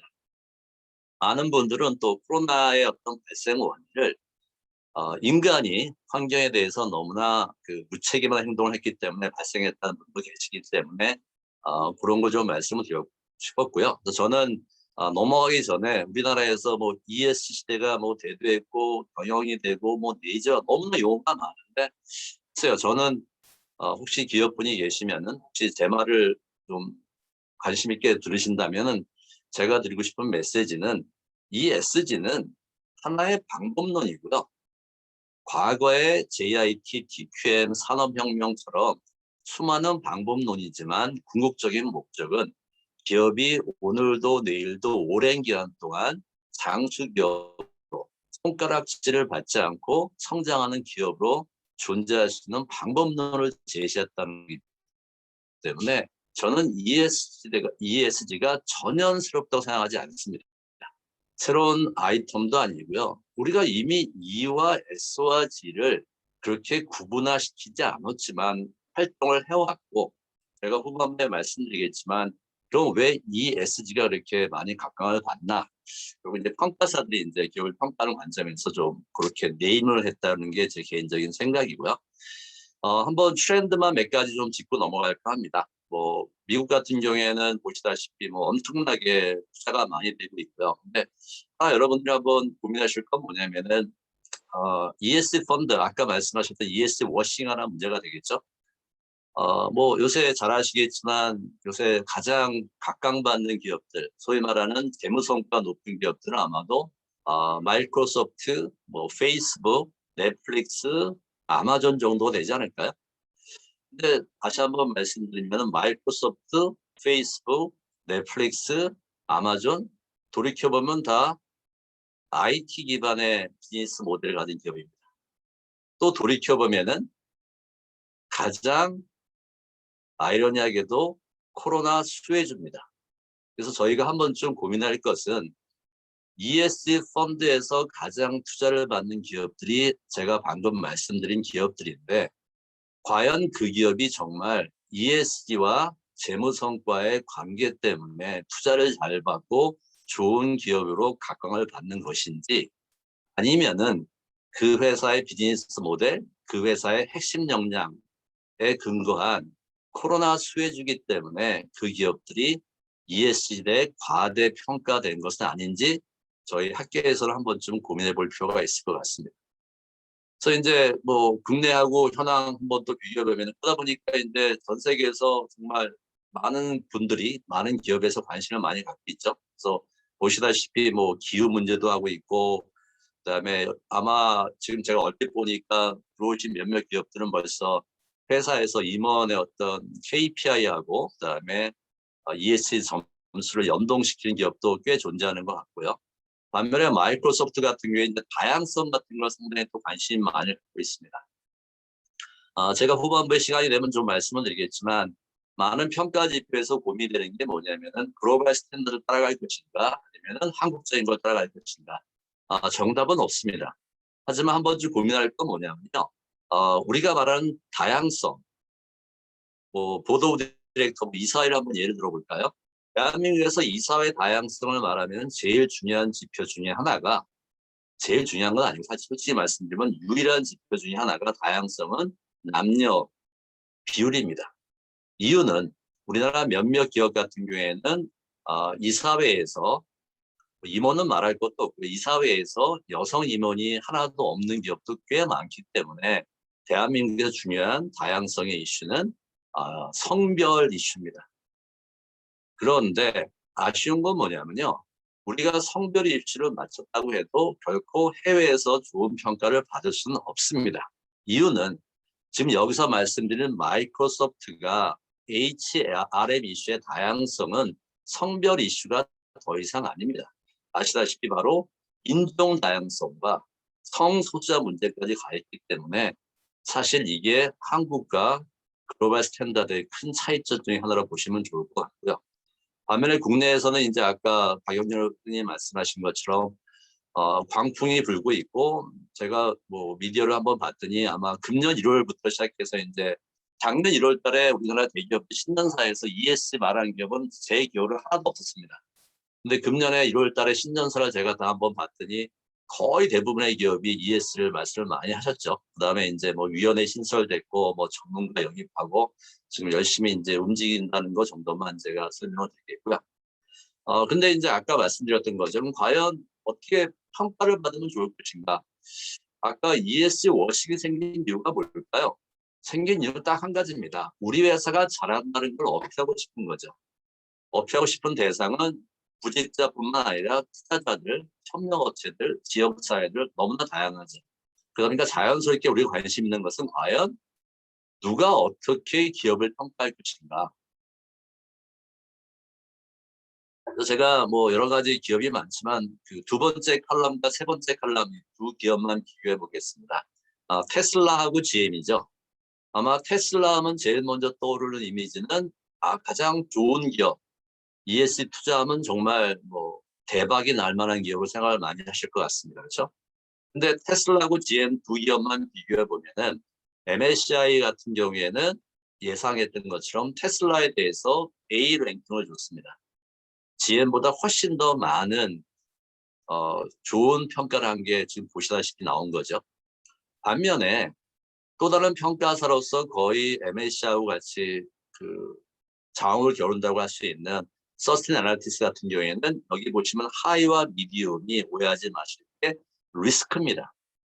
그러니까 두 번째 평가사는 GM보다 테슬라가 리스크가 더 크다고 지금 평가를 하고 있습니다. 여러분들 이걸 보시면 이제 약간 고민이 되시겠죠. 내가 투자를 하고 싶은 경우에 과연 테슬라를 투자할 것인가, GM을 투자할 것인가. 이게 아까 말씀하셨던 바로 ESG 워싱의 또 다른 이유 중에 하나입니다. 제가 이 말씀을 드렸던 이유는 두 평가사가 어느 게 하나가 잘못됐다는 것이 아니라 평가하는 방법이 너무나 다양하죠. 전 세계에서 ESG 관련된 평가 지표가 한 600개 정도 존재한다고 합니다. 그럼 그 평가사마다 어떤 항목을 선택할 것이고 선택한 항목에 대해서 어떤 그 비중을 줄 것이고 또 평가 결과에 대해서 해당 기업에 대해서 피드백을 받을지 안 받을지를 다 고민해야 되기 때문에 사실은 평가에 대해서 우리가 고민하는 이유가 나는 좋은 기업을 한번 바라보고 싶고 내가 투자를 하고 싶은데 과연 누가 어떤 기준으로 좀 더 정확한 결과를 줄 것인가가 앞으로 아마도 ESG 워싱을 저는 피하는 방법 중에 하나라고 생각합니다. 대한민국은 3대 평가사가 있습니다. 한국기업지배구조, 대신경제연구소, 서스틴베스트. 대신경제연구소는 평가 지표를 외부로 공개하지 않습니다. 반면에 한국기업지배구조원과 서스틴베스트는 평가 결과를 공개합니다. 두 기업이 어떤 평가 결과를 나오냐는 제가 좀 시간 관계상 말씀을 못 드리겠고 관심 있으면 한번 보시면 좋을 것 같고요. 그래서 제가 이제 약간 잠재적 지입자 차별하게 말씀드렸던 건 뭐냐면은 그냥 편하게 말씀을 드리겠습니다. ESG가 우리나라에서 이제 많이 각광받다 보니까 많은 언론사에도 상당히 이제 ESG 평가를 많이 하고 계시고 그래서 제가 알고 있는 지금 평가 정도를 보면은 한 25개 정도의 기관이 지금 평가를 실시하고 계시거나 평가 지표를 만들고 계십니다. 그래서 아마 금년 말이 되면은 아마 한 25개 정도의 평가 결과가 나오지 않을까. 근데 제가 차별화하고 이렇게 퀘스천 마크를 썼던 거는 25개 평가 결과가 다 똑같다면 존재 이유가 없다 보니까 아마 상당히 많은 다양한 평가 결과가 금년 만에 나오지 않을까가 제 개인적인 생각이고요.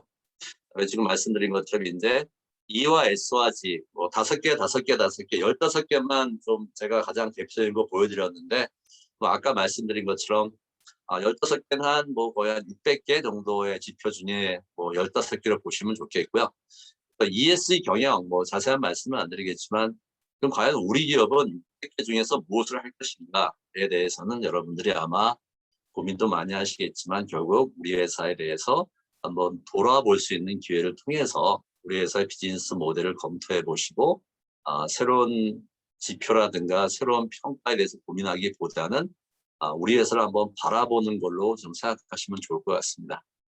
저는 또 이런 말씀을 드립니다. 저 개인적으로는 ESG 시대가 도래했다고 새로운 상품을 만드는 거는 저는 상당히 좀 바보 같은 이슈 같습니다. 그 이유는 뭐냐면요.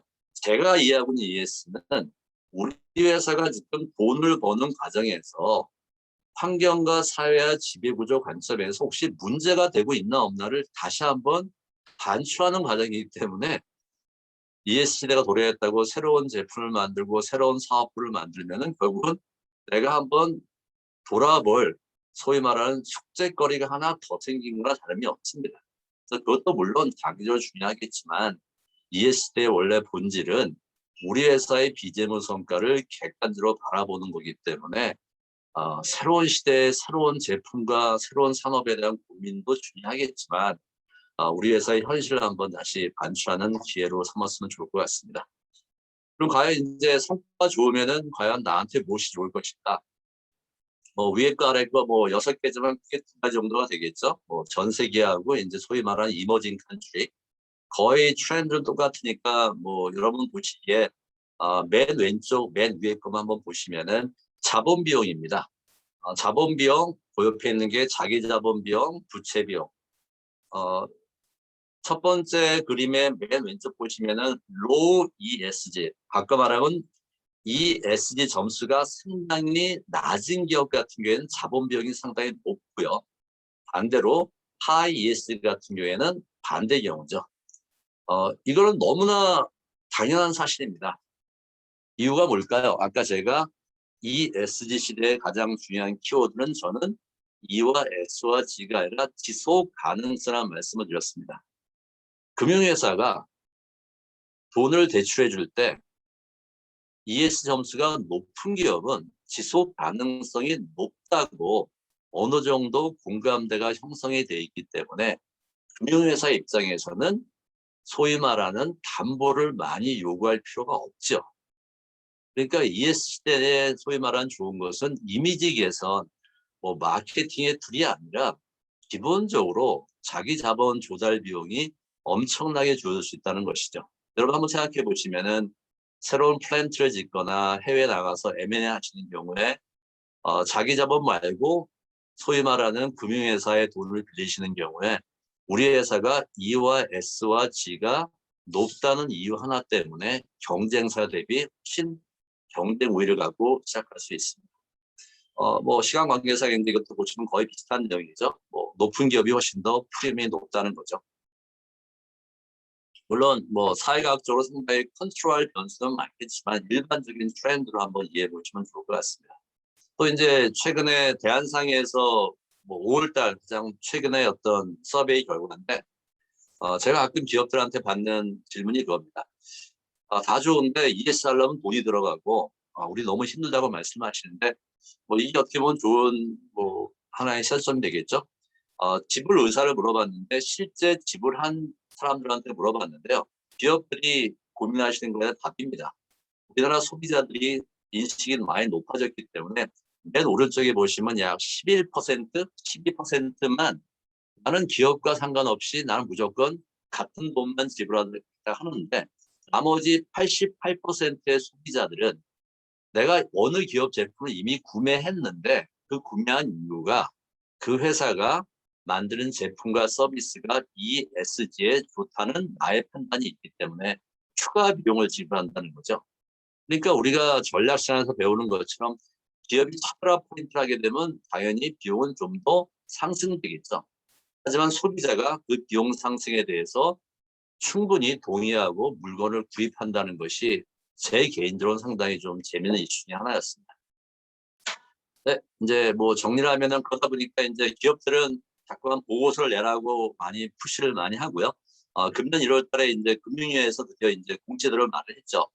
기업 공시에도 쉽게 말하면 당신들이 얼마나 잘하고 있는지를 재무보고서만큼이나 한번 내보라는 거죠. 그래서 지금 뭐 기업 지배 구조 보고서하고 지속 가능 경영 보고서 약간 좀 애매하죠. 뭐 E하고 S하고 G가 같은 보고서가 아니라 따로따로 나오기 때문에 또 보시다시피 연도가 2026년, 2025년 다르기 때문에 지금 뭐 관계기관이 많이 논의해서 지금 이 날짜를 좀 통일하려고 하고 있고 뭐 좋은 소식이 될지 안 될지 모르겠지만 기업 지배구조 보고서 공시 대상이 기존의 2조 원에서 1.5조 원은 아마 낮춰질 겁니다. 그렇게 되면 아마 공시를 할 수밖에 없는 기업들이 꽤나 많죠.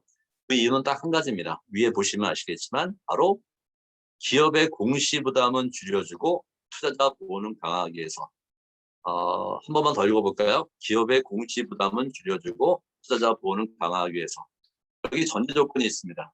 바로 기업에 대해서 정확한 평가에 대한 공감대가 형성되지 않았을 때 아마 기업들은 20개, 30개가 넘는 각각의 다른 평가 그 방법에 대응하기 위해서 아마 지속가능 보고서는 점점 두꺼워지지 않을까. 그래서 그런 맥락에서 한번 저희가 평가에 대해서 한번 고민해 볼 필요가 있을 것 같고요. 국민연금도 아시다시피 뭐 내년까지 뭐 반 정도를 투자하신다고 했었고 그 얘기는 제가 이제 뭐 스킵하도록 하겠습니다. 아까 말씀드린 거죠. 평가 결과를 공개하는 두 개 평가사, 서스틴베스트하고 지배구조.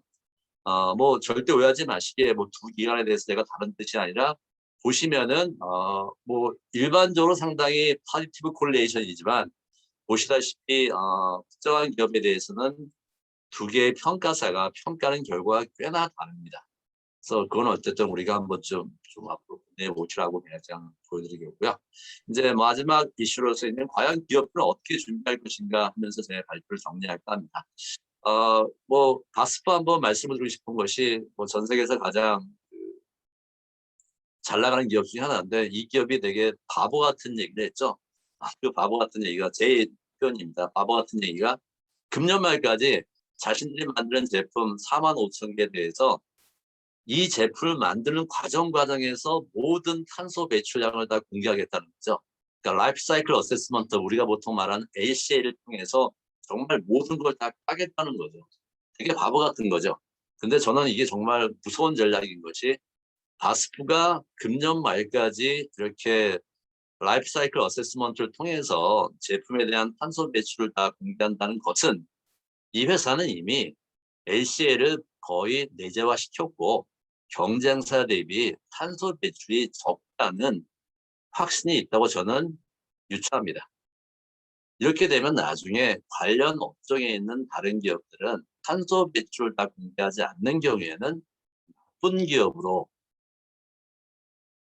의미가 잡힐 거기 때문에 상당히 스마트한 전략을 생각합니다. 하나만 참고적으로 말씀드리면, 우리가 수많은 이니셔티브가 있겠죠. 뭐 아리백을 포함해서 많지만, 이렇게 보면 사실 그런 거를 뭐 주장하는 많은 기업들은 이미 달성을 하고 나서 전략에서 말하는 차별화 포인트로 가기 때문에, 기업에 계신 분들은 이렇게 몇몇 기업들이 이렇게 뭔가를 치고 나오면은, 저 기업은 우리 기업보다 훨씬 더 환경을 사랑한다가 아니라, 저 기업은 우리 기업과 달리 벌써 관련 쪽에 기술 개발이 완성됐다고 보셔도 저는 큰 무리는 없을 것 같습니다. 그 예가 바로 이제 두 회사죠. 엑슨모빌과 이제 로얄 더치 쉘인데, 절묘하게 뭐 주가 하락 거의 반토막 났고요. 근데 두 회사가 너무 다르고요. 시간 관계상 맨 왼쪽만 설명드리겠습니다. 엑슨모빌은 나는 여전히 석유를 많이 팔겠다. 근데 맨 왼쪽에 맨 아래 것만 보실까요? CCUS라고 나와 있죠. 이게 카본 캡처 유즈 앤 스토리죠. 이게 탄소를 포집하고 저장하고 사용하는 기술을 개발해서, 즉 석유를 만들고 석유를 팔겠지만 거기에 생기는 수많은 문제점을 우리는 기술 개발로 해결했다는 게 바로 엑슨모빌의 전략입니다. 그래서 제가 이걸 보면서 되게 재밌는 전략이고 저게 어떻게 될까 고민하고 있었는데, 갑자기 엑슨모빌한테 갑자기 어느 날 갑자기 큰 변화가 온 게 바로 엔진 넘버 원이라는 회사입니다. 사실 이제 행동주의 펀드인데요.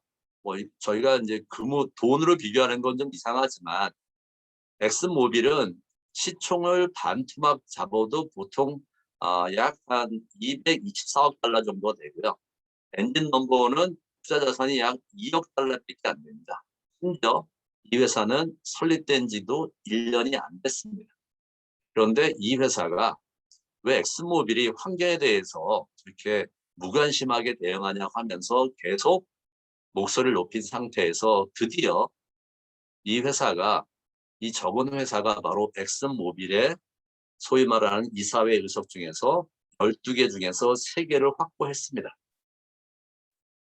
제가 마지막 이걸 보여드린 이유는, 이제는 사실은 ESG가 정말 하고 싶은 옵션의 이슈보다는 행동주의 펀드를 포함해서 많은 사람들이 관심 있게 보니까, 특히 환경 관련돼서는 아마 이런 새로운 어떤 이슈가 앞으로 다른 산업에도 많이 전파가 될 것 같기 때문에, 특히 환경 관련돼서 많이 좀 이슈가 되시는 분들은 한번 고민해 보시면 좋을 것 같습니다.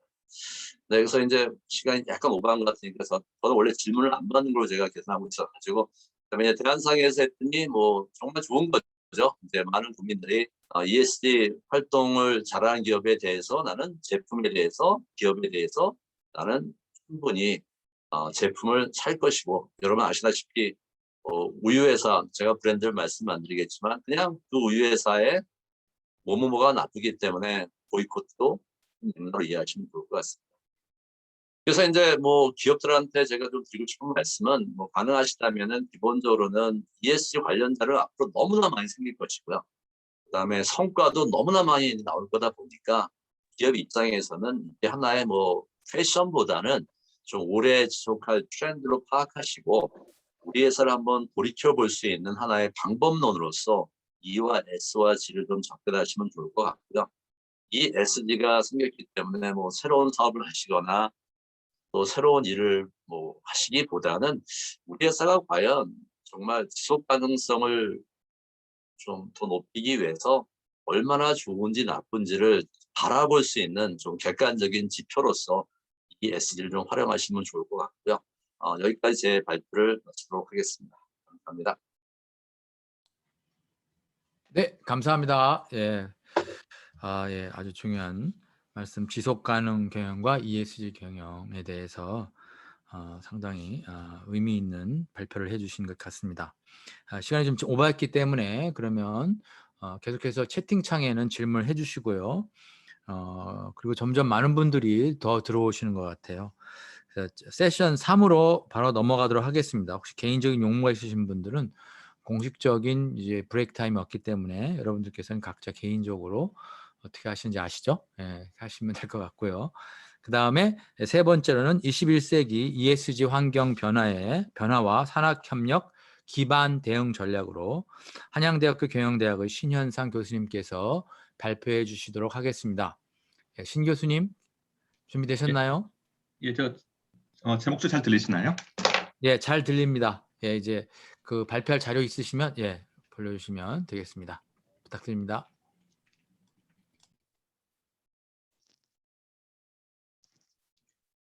제 화면 혹시 잘 보이시나요? 예, 그럼 시작하겠습니다. 예, 저는 신현상이고요. 저는 좀 재미있는 백그라운드 가지고 있는 거는 회계사로 조금 일을 하다가 그다음에 이제 마케팅 박사를 했는데 그때는 이제 데이터 분석 쪽으로 했고요. 그래서 그런 마케팅에서 하고 있는 그런 어떤 추상적인 개념들, 그래서 소비자 충성이라든가 충성도라든가 뭐 고객 만족이라든가 그런 것들을 저희는 이제 계량화를 많이 하는데 그런 것들을 이제 일을 하다가 그런 사회적 기업 쪽으로 일을 하게 되면서 그 이후로 좀 그 일반 기업들 말고도 재단이라든가 비영리 조직이라든가 사회적 기업 등과 같이 일을 계속 해오다가 예, 그런 이쪽 ESG 쪽으로 계속 좀 일을 좀 해오게 됐습니다.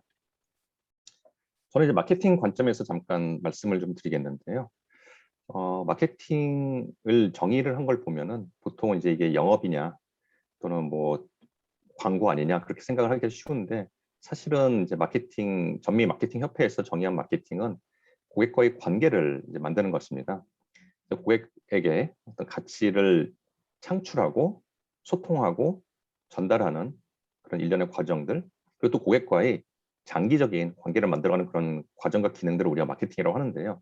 되게 재미있는 거는요. 2007년도에 그 전미 마케팅 협회에서 마케팅을 정의하면서 결국 그 목적이 무엇이냐라고 했을 때 그것이 기업은 물론이고 기업을 둘러싸고 있는 많은 이해관계자들 그것이 뭐 소비자도 있고요. 뭐 주주도 있고 또 클라이언트 파트너도 있고요. 또 이제 사회 전반 이 모두가 뭔가 이익을 얻을 수 있게 하는 같이 혜택을 얻을 수 있게 하는 것이 마케팅이다라고 정의를 하고 있습니다. 이미 2007년에 그렇게 얘기를 하고 있는데요.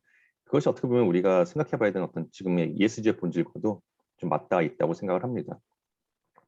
마케팅에서는 그래서 항상 그런 고객의 그래도 어쨌든 간에 그 같은 이해관계자를 하더라도 중요성이 좀 다르기 때문에 그 중에서 특별히 중요한 이해관계자가 이제 고객이라고 할 수가 있을 텐데요. 이 고객의 목소리를 듣기 위해서 굉장히 노력을 많이 해왔습니다. 근데 그 중에 좀 재미있는 사례가 이 미국의 페인트 회사 셔윈 윌리엄스라는 회사입니다. 이 셔윈 윌리엄스 같은 경우에는 굉장히 좀 그 원래 이제 미국에서는 이 페인트가 그러니까 남성을 위한 제품으로 인식되어 있었거든요. 자동차라든가 페인트라든가 그런 것들은. 그래서 이제 모든 것이 남성 고객을 위주로 개발이 되어 있었는데 재미있는 패턴을 발견하게 됩니다. 1993년이었는데 그때는 이제 전체 고객 중에 3분의 1만 여자였는데요. 2001년에 보니까 고객의 반 이상이 여자로 바뀐 걸 본 거예요. 그러면 이게 이런 추세라면 앞으로는 여성 고객이 더 많아질 수도 있는데 그러면은 바로 생각이 되는 게 우리가 뭔가 여기에서 놓치고 있는 것은 없는가를 생각하게 된 거죠. 그래서 이제 생각을 해본 여성 고객들에게 물어보니까 여성 고객들은 남성 고객들과 다르게 기존의 제품에 대해서 갖고 있는 페인 포인트가 몇 가지가 있었는데 첫 번째가 기존의 페인트 캔이 너무 크고 무겁다는 것이었습니다. 여성 고객들 입장에서는.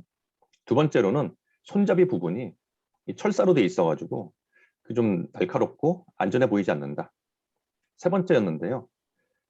남성 고객들은 그냥 페인트 쓰고 남으면 그냥 버리면 그만인데 여성 고객들은 그게 되게 아까운 거죠. 이걸 좀 어쨌든 저장을 좀 잘 했으면 좋겠는데 기존의 캔으로는 저장이 어렵다.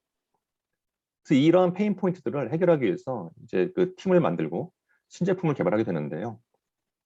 그래서 만든 게 여기 우측 상단에 보이시는 그 플라스틱 캔입니다. 이 플라스틱 통인데요. 이 플라스틱 통 보시면은 작고 가볍게 되어 있고요. 손잡이 부분도 안전하게 되어 있고 특히 중요한 게 뚜껑이 달려 있죠. 그래서 이제 다 쓴 페인트를 저장을 할 수가 있게 되었는데 그렇게 되니까 이제 여성 고객이 점점 많아지는 상황에서 다른 기업들보다 앞서서 이런 어떤 고객의 그런 그 불만을 또 페인 포인트를 해결하고 굉장히 시장에서 좋은 성과를 냈던 이제 그런 되게 재미있는 케이스인데요.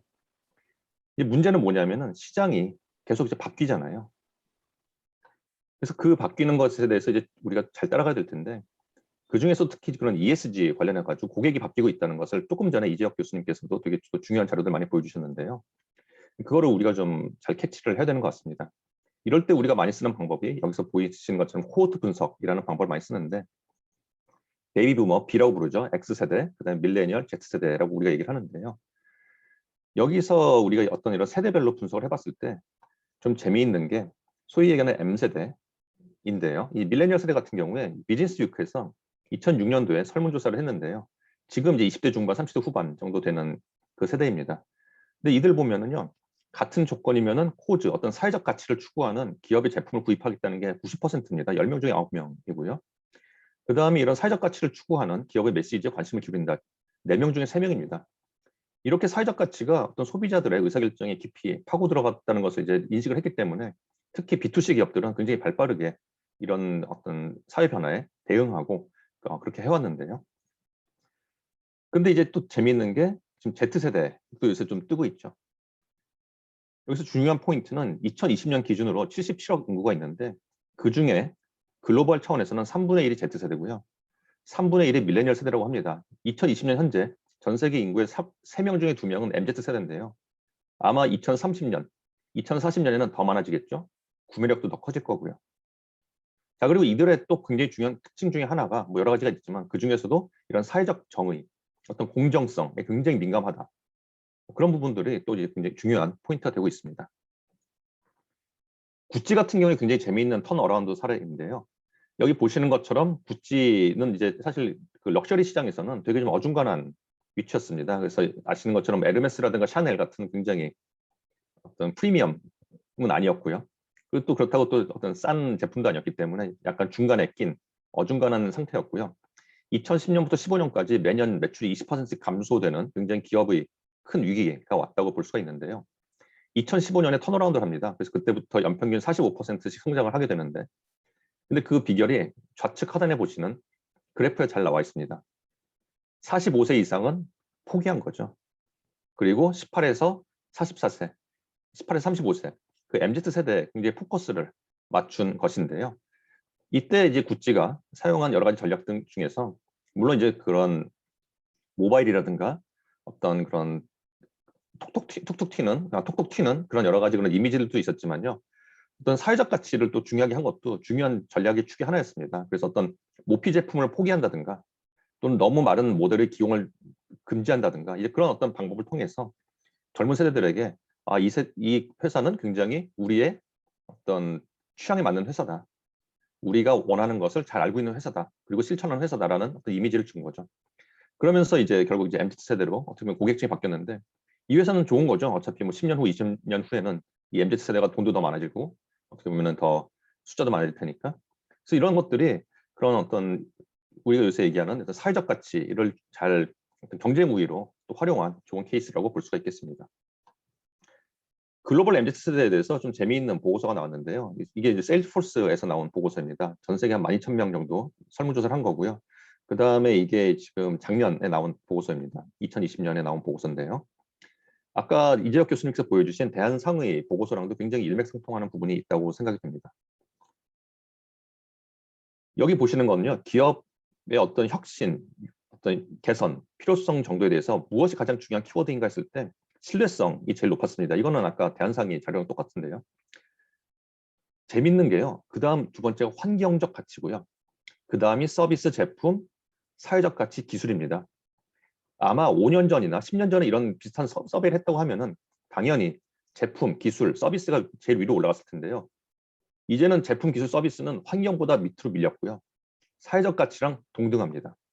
그렇다면 기업들 입장에서는 이런 어떤 고객들의 변화에 대해서 어떻게 대응할 것이냐가 굉장히 또 중요한 이슈가 될 것이라고 우리가 생각할 수 있겠는데요.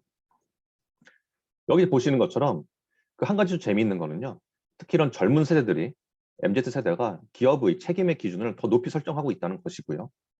그래서 이것이 ESG 워싱이라든가 임팩트 워싱을 했다가는 이제는 이 모든 정보가 다 공개가 되어 있기 때문에, 그것도 굉장히 빠르게 전파가 되기 때문에 기업들이 그런 어떤 고객들의 그런 어떤 뭐랄까요, 비판을 견디기 어려울 것입니다. 그래서 본질적으로 바뀌지 않으면 상당히 어려울 것이다라고 우리가 볼 수가 있고요. 또 한 가지 굉장히 재미있는 관찰은요. 여기 보시면은 베이비 부머 X, BX랑 MZ세대가 비슷하게 움직입니다. 거의 약간 동조화되고 있는 모습들을 볼 수가 있는데요. 그 얘기는 무슨 얘기냐면은 BX세대가 또 시장의 주축일 때는 중요하지 않았던 것들이 MZ세대가 시장의 주축이 됐을 때는 훨씬 더 중요해질 수 있다는 것을 지금 보여주고 있습니다. 환경적 가치 한번 보시면요. 탄소 배출량 감소, 탄소 배출량 보고라든가 환경 영향 보고 같은 거에 대해서 BX세대와 MZ세대가 따로 움직이는 게 보입니다. 그리고 MZ세대가 훨씬 더 이 이슈에 대해서 민감하다는 것을 우리가 볼 수가 있고요. 사회적 가치도 마찬가지입니다. 이런 지역사회에 대한 어떤 기여라든가 인권, 시민권 옹호라든가 이런 점이 있어서 BX세대와 MZ세대가 굉장히 다르게 움직이고 있다는 것을 우리가 볼 수가 있습니다. 그리고 또 한 가지 중요한 부분은 소비자들이 이제는 자기들이 기업에 영향을 줄 수 있다는 것을 인식하고 있다는 것이죠. 옛날에는 뭐 기업이 뭐 잘못해도 그냥 내가 뭘 할 수 있겠어. 그냥 나는 가성비 좋은 거 살 거야 라고 그냥 생각하고 말았었는데요. 이제는 사람들이 불만을 이야기하고 그것이 실제로 기업한테 재무적인 타격을 주는 걸 보면서 이제는 우리의 영향력이 있다는 것을 소비자들이 인식을 하고 있다는 것이죠. 한국에서도 아까 잠깐 이재학 교수님께서 잠깐 말씀하셨지만 이 남양유업 같은 경우에 대표적인 케이스라고 볼 수가 있는데요. 남양유업 같은 경우에는 거의 40년 동안 업계 1위였었잖아요. 업계 1위였던 이유는 당연하죠. 제품력이 좋고 어떤 기술이라든가 뭐 서비스라든가 모든 면에서 좋으니까 고객 가치가 높으니까 업계 1위를 차지했었고요. 2012년 기준으로 그 시가가 여기 기업 가치가 우측 그림 보시면요. 2012년 기준으로 남양유업의 기업 가치가 6,700억, 6,800억이고 메일유업이 4,200억이었습니다. 업계 2위보다 거의 한 20% 이상 시가가 높았는데요. 뭐 압도적인 1등이라고 볼 수 있었겠죠. 그런데 그 남양유업 갑질 사건이 터지면서 대리점에 갑질한 건데 사실 고객한테는 아무런 피해가 없는 거잖아요. 그런데 그거에 대해서 고객들이 분노를 했고 우유를 안 사기 시작을 했고 그게 2012년부터 2019년까지 7년 동안 뒤집어졌습니다. 그래서 메일과 남양유업의 업계의 위치가 완전히 바뀌었는데요. 여기서 이제 우리가 한번 질문을 해봐야 되는 거는 그렇다면은 남양유업의 제품이나 서비스가 나빠졌는가? 나빠지지 않았잖아요. 가격을 올렸는가? 가격을 오히려 낮췄습니다. 그런데 왜 안 팔리지? 고객들한테 중요한 가치가 달라졌다는 거죠. 아마 10년 전, 20년 전에 했으면 괜찮았을 텐데요. 이제는 괜찮지 않다는 것입니다. 요새 뭐 GS25 같은 경우에도 또 이런 그 리스크를 이제 잘 관리를 못 해가지고 또 이제 문제가 됐던 그런 케이스라고 볼 수가 있겠는데요. 그래서 이런 그 CU 같은 경우에는 앉아서 좀 어부지리를 좀 봤죠. 그래서 이런 것들이 ESG 리스크를 잘 해결하지 못했을 때 미리 잘 예측하고 준비하고 대응하지 못했을 때 기업이 상당히 큰 위기에 빠질 수 있다. 따라서 여기에 대한 어떤 관심과 투자가 필요하다는 것을 좀 보여주는 사례라고 볼 수가 있겠습니다. ESG의 기회를 또 잘 살리는 케이스가 이 마르스라는 회사인데요. 마르스 같은 경우에는 이제 M&M 스니커즈 같은 거를 만드는 이제 회사고요. 그리고 그 연 매출이 한 40조 되는 회사인데요. 초콜릿 1,000원짜리 팔아가지고 40조를 만드니까 상당히 잘하는 회사고요.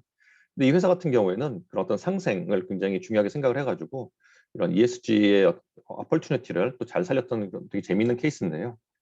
그래서 여기 그 마르스 펫케어 사업 같은 게 되게 재밌는 사례인데 이 문제는 지금 제가 시간이 그렇게 많지가 않아가지고 이거는 그 나중에 좀 따로 좀 기회가 되면 말씀드리도록 하고 제가 원래 오늘 그 강의의 제목이었던 그런 산학협력 기회에 대해서 좀 말씀을 바로 드리도록 하겠습니다.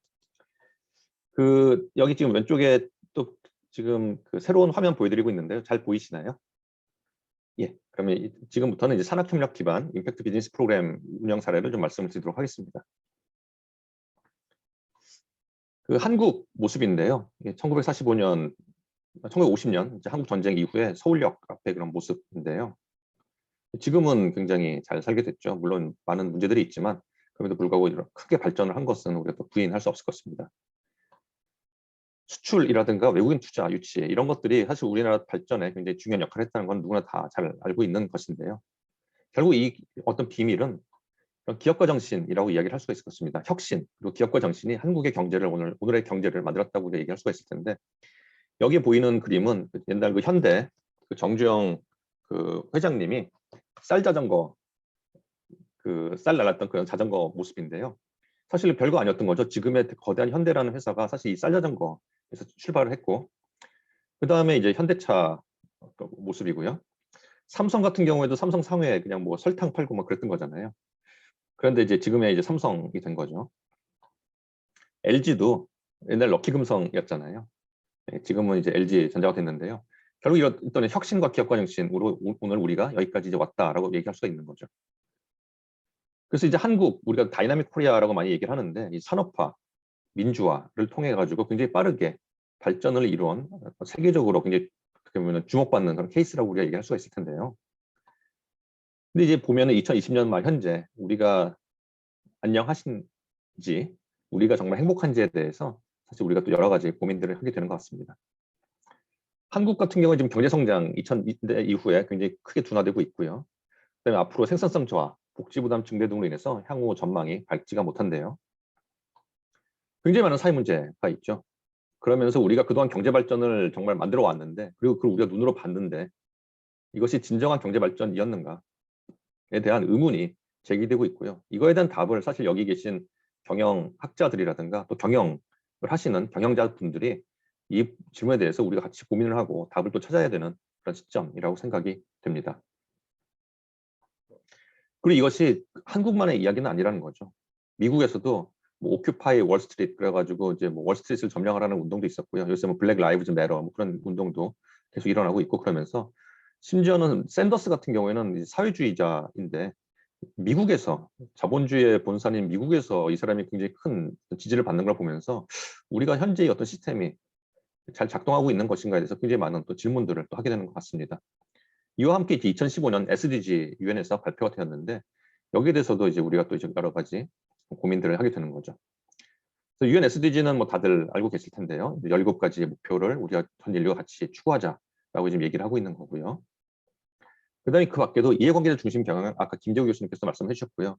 또 이제 비코 무브먼트라고 그래가지고 기업들이 이런 그 결국 이제 이것도 뭐 ESG를 5가지 영역에서 보고 있는 건데요. 좋은 기업이 되자. 그래가지고 아까 또 김재우 교수님께서 사례 들어주셨던 유니레버라든가 다논 같은 회사들도 여기에 굉장히 적극적으로 활동하고 있고요. 파타고니아도 이 비컵 회사입니다. 그 다음에 이제 사회적 기업가 정신 같은 경우 이제 노벨상을 수상을 하셨죠. 여기 무하버드 유누스 마이크로 파이낸스로 2006년도에 노벨상을 수상을 하셨고요. 2019년도에 노벨 경제학상을 받은 에스트 플로 그 MIT 교수 그 연구진 같은 경우에는 이 빈곤 경제학 해가지고 실험을 바탕으로 해서 어떤 그런 증거를 찾아내는 그런 점에서 굉장히 또 이제 그 이제는 이런 문제들이 사회 문제를 해결하는 그런 어떤 솔루션들이 어떤 경제학 그리고 경영학 그리고 이 사회의 중심으로 지금 들어왔다 메인스트림으로 들어왔다. 그리고 그것들이 아까 제가 보여드렸던 고객들의 어떤 변화 또 아까 또 이재혁 교수님이나 이제 김재규 교수께서 말씀해 주셨던 투자자들의 변화 이런 것들이 결국은 다 맞물려서 돌아가는 거고 이게 그냥 단순한 어떤 순간적인 유행이 아니라 이 사회의 구조적인 패러다임 변화라고 우리가 좀 볼 수 있는 그런 근거들이라고 생각이 됩니다. 그래서 이런 뭐 지속가능 책임 투자라든가 임팩트 투자도 굉장히 빠르게 성장이 되고 있고요. 네, 그래서 이런 것들을 우리가 이제 경영대에서 어떻게 좀 만들어 나갈 것인가를 이제 고민을 이제 많이 지금 하고 계십니다. 경영대 교수님들이. 그래서 저 같은 경우에는 제가 이제 했던 것들 좀 위주로 말씀을 드리면서 이런 것들이 우리 경영대 교육에 어떻게 반영이 지금 되고 있고 이것을 우리가 또 이 기업과 산학협력을 통해서 어떻게 좀 활용할 수 있는지에 대해서 말씀을 드리도록 하겠습니다. 저희 수업 중에 하나는 사회적 기업가 정신이라는 수업이 있는데요. 이 수업 같은 경우는 이제 2012년 한양대 개설이 됐고 저는 이제 2016년부터 이 과목을 담당해 왔는데요. 이 수업 같은 경우는 기본적으로 소셜 비즈니스 플랜을 만드는 겁니다. 소셜 비즈니스 플랜이라는 거는 뭐 더블 바텀 라인이라고도 볼 수가 있겠죠. 그런 사회 문제를 해결하면서 재무적 가치도 같이 만드는 그런 비즈니스 플랜을 만드는 그런 훈련을 하는 거고요. 이것을 실제로 나중에 임팩트 투자자들한테 가져가가지고 보여드리면서 또 굉장히 날카로운 냉정한 피드백을 받기도 합니다. 저희는 이제 그런 어떤 플립 러닝 통해 가지고 다양한 사회 문제들 별로 장애, 질병, 교육 격차, 환경, 빈곤, 주거 등의 문제들을 비즈니스 어떻게 해결할 것인가 그러면서 또 어떻게 돈을 벌 것인가를 고민하는 그런 비즈니스 플랜을 짜는 거고요. 그다음에 이렇게 팀 프로젝트를 통해서 액션 러닝을 저희가 진행을 하고 여기서 나온 재미있는 회사들 중에 저희는 이제 십시일밥이라는 회사가 있습니다. 십시일밥은 이제 비영리 소셜 벤처라고 볼 수가 있는데 기본적으로 이제 가난한 학생들이 생각보다 많습니다. 그래가지고 이 회사를 만든 이호영이라는 학생은 이 경양대 학생이었는데요. 어느 날 식당에서 밥을 먹는데 자기 앞에 어떤 친구한테 다른 친구가 와가지고 밥을 다 먹은 식판을 빌려가는 거를 보게 됩니다. 그래가지고 뭐 하는 거지? 잘 보니까 그 식판을 가지고 와가지고 밥을 리필해가지고 받아와서 그걸 구석에 가서 먹고 있더래요. 그래가지고 가서 이제 물어봤대요. 왜 그러냐고. 그랬더니 이제 그 좀 가정 형편이 어려운 거죠. 그래가지고 되게 마음이 안 좋았는데 혹시나 해가지고 조사를 해보니까 한양대 학생 중에 5% 정도가 그렇게 밥을 못 먹는 결식 학생들이었다고 합니다. 그래가지고 5%면 저희가 사실 3만 명 정도 되는데 1,500명 정도가 있는 거잖아요. 이걸 어떻게 해결할까 고민을 하다가 대학생들은 시간이 많잖아요. 그래서 이제 점심 때 공강 시간에 가서 이제 또 식당은 점심 시간 때 일손이 가장 많이 필요한데 그때 이제 파트타임으로 가가지고 그 식기를 세척을 해줍니다. 그러면 그 식당 입장에서는 인건비를 그만큼 아끼니까 그 돈을 이 비영리 단체에다가 기부를 하고요. 그걸로 이제 그 식당의 식권을 사가지고 학생들이 학교 식당에서 밥을 먹게 해주는 그런 이제 시스템을 만들었습니다. 그래가지고 이제 그걸 박스에 넣어놓으면 필요한 학생들이 가져가는 그런 시스템인데 한 4년 동안 식권을 20만 장을 기부를 했습니다. 그래가지고 그게 가능했던 것은 한양대에서 이게 시작이 됐는데 지금 전국에 30개 이상의 대학에서 이게 퍼져나와가지고 그런 활동이 됐던 그런 케이스이고요. 그다음에 데트리스 프로젝트라는 거는 사람들이 기부를 할 때 물론 좋은 마음을 기부를 하는 것도 있지만 또 주목받고 싶은 마음들도 있잖아요. 그런 인간의 또 이제 심리인데요. 그래서 이거를 이런 어떤 여기 우측 상단에 보시는 그림 같은 키오스크를 전철역에 설치를 하고 여기다 교통카드를 긁으면은 한번 긁을 때마다 일정액이 빠져나갑니다. 그러면서 이제 음악과 그다음에 이제 인터랙티브 이미지가 막 나오는데 예를 들어 가지고 이 돈이 교육 NGO에 기부가 된다면 책이 막 떨어집니다. 음악이 나오면서.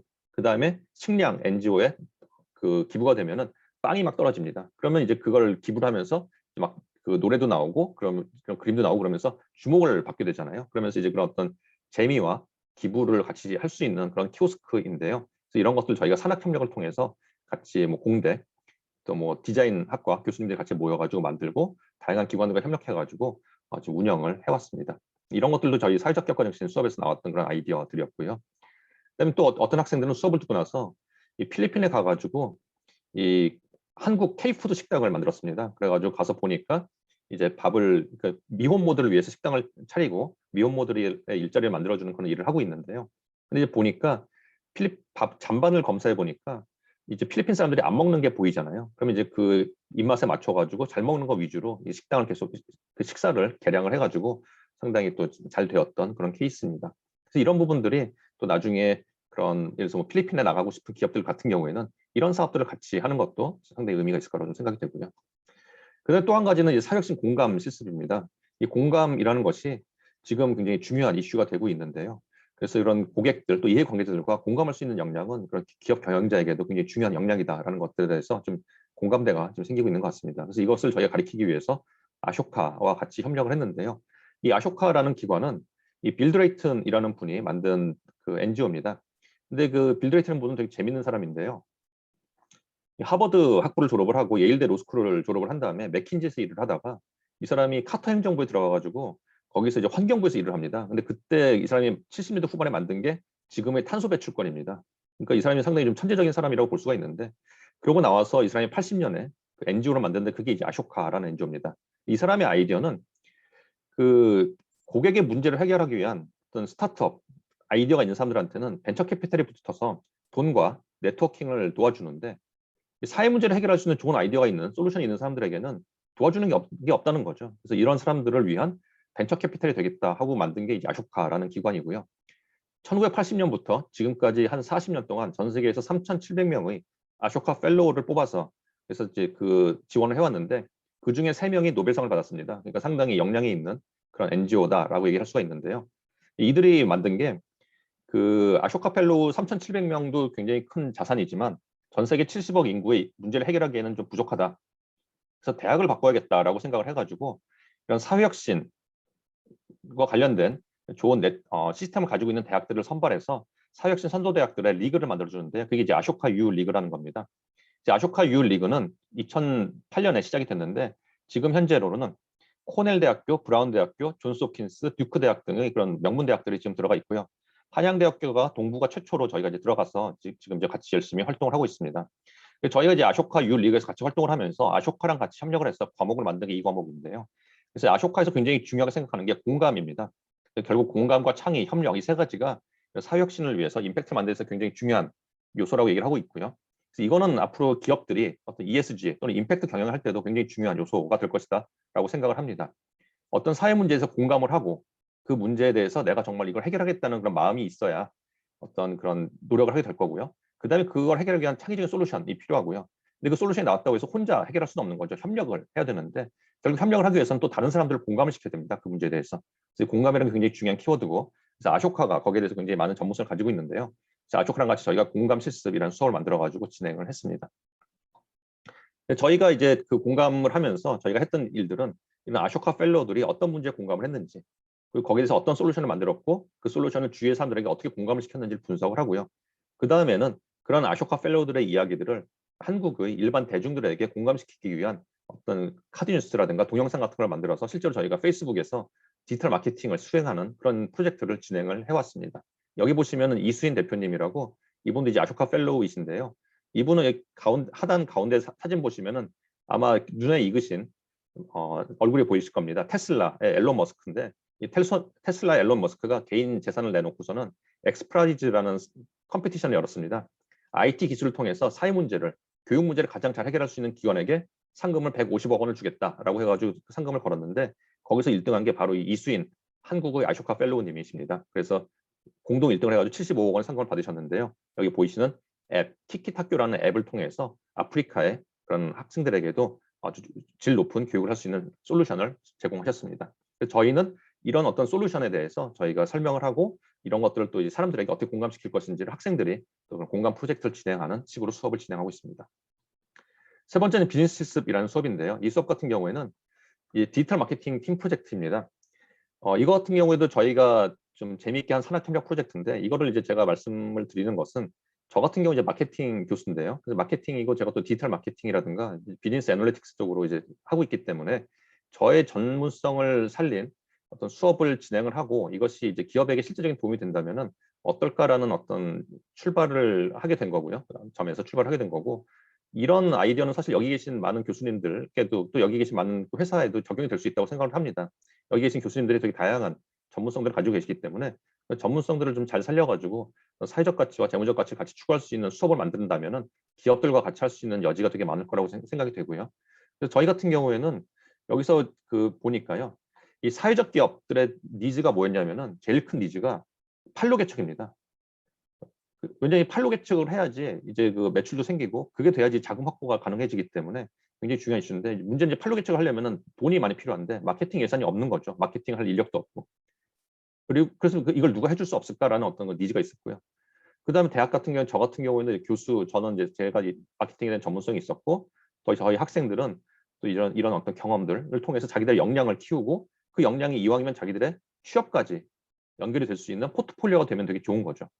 그다음에 기업의 입장에서는 이제 저희 이제 SK 행복남 재단이랑 같이 협력을 했는데, 재단 입장에서는 그동안 이제 펀딩을 많이 해서 돈을 많이 제공을 했는데, 보통 이제 학생들이 팀 프로젝트 해가지고 무슨 이제 비즈니스 아이디어를 사회적 기업을 위해서 만들어 주는데 대부분 쓸 수가 없거든요. 사회적 기업 입장에서는 이미 하고 있는 것도 잘하는 게 바쁜데 뭐 새로운 아이디어를 주는 게 별로 의미도 없고, 그다음에 그 새로운 아이디어를 주더라도 그게 좀 현실과 많이 동떨어져 가지고 사용하기 어려운 경우가 많았던 것입니다. 그래서 이제 재단 입장에서도 좀 그런 페인 포인트가 있었는데, 이제 실질적인 도움이 된다고 그러니까 좀 그럼 같이 해보자, 이제 그렇게 된 거죠.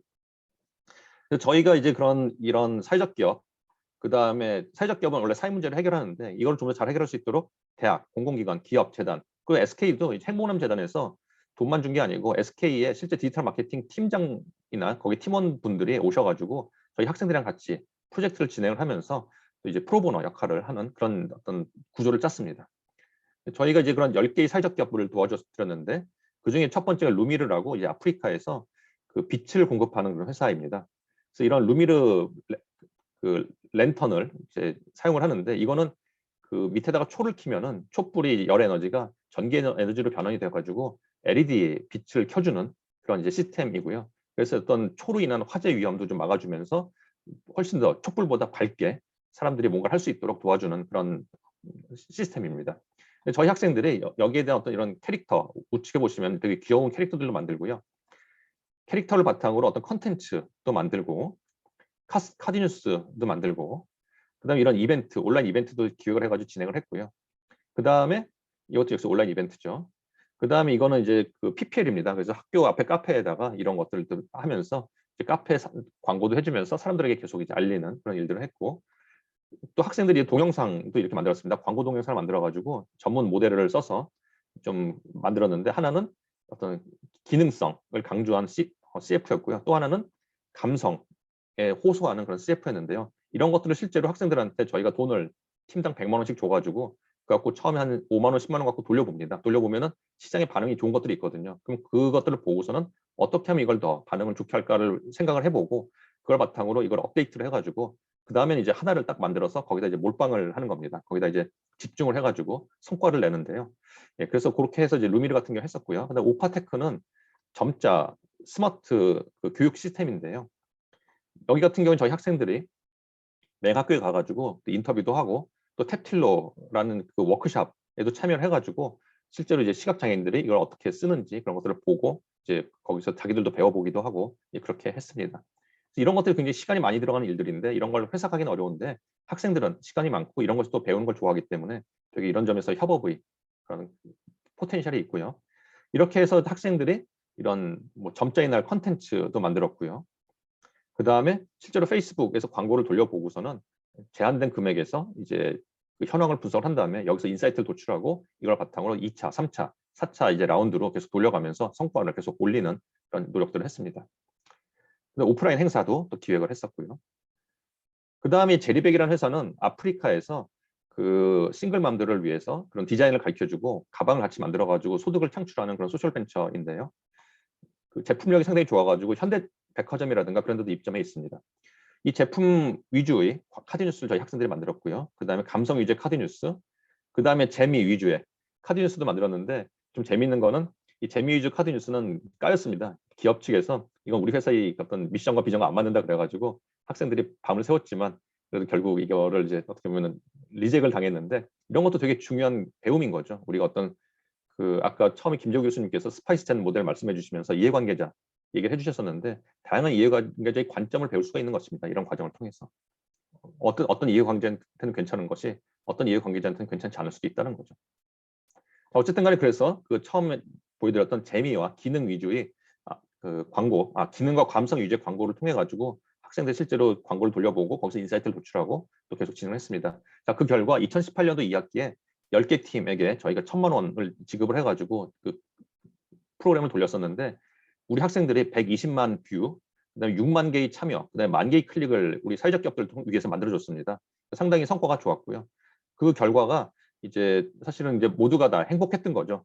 왜냐하면은 이제 학생들 입장에서는 굉장히 의미 있는 성과도 만들면서 자기들 스킬이 실제로 올라가면서 이걸 통해 가지고 또 취업할 때도 얘기할 수가 있는 거죠. 너희 뭐 해봤어? 했을 때 저 그냥 마케팅 팀플 해봤는데요. 그렇게 하는 학생들이랑 우리는 실제로 사회적 기업을 위해 가지고 이렇게 돈을 100만 원 써봤는데 처음엔 이렇게 했더니 안 된다가 이렇게 하니까 잘 되더라. 그렇게 했던 학생이랑 누가 더 취직이 잘 될 것인지 되게 자명한 것인 거고요. 그 학생들도 되게 해피했고, 그 다음에 이제 사회적 기업들도 이번에는 좀 자기들이 시간 좀 써가지고 이렇게 같이 했는데 실제적인 도움이 되니까 해피했고요.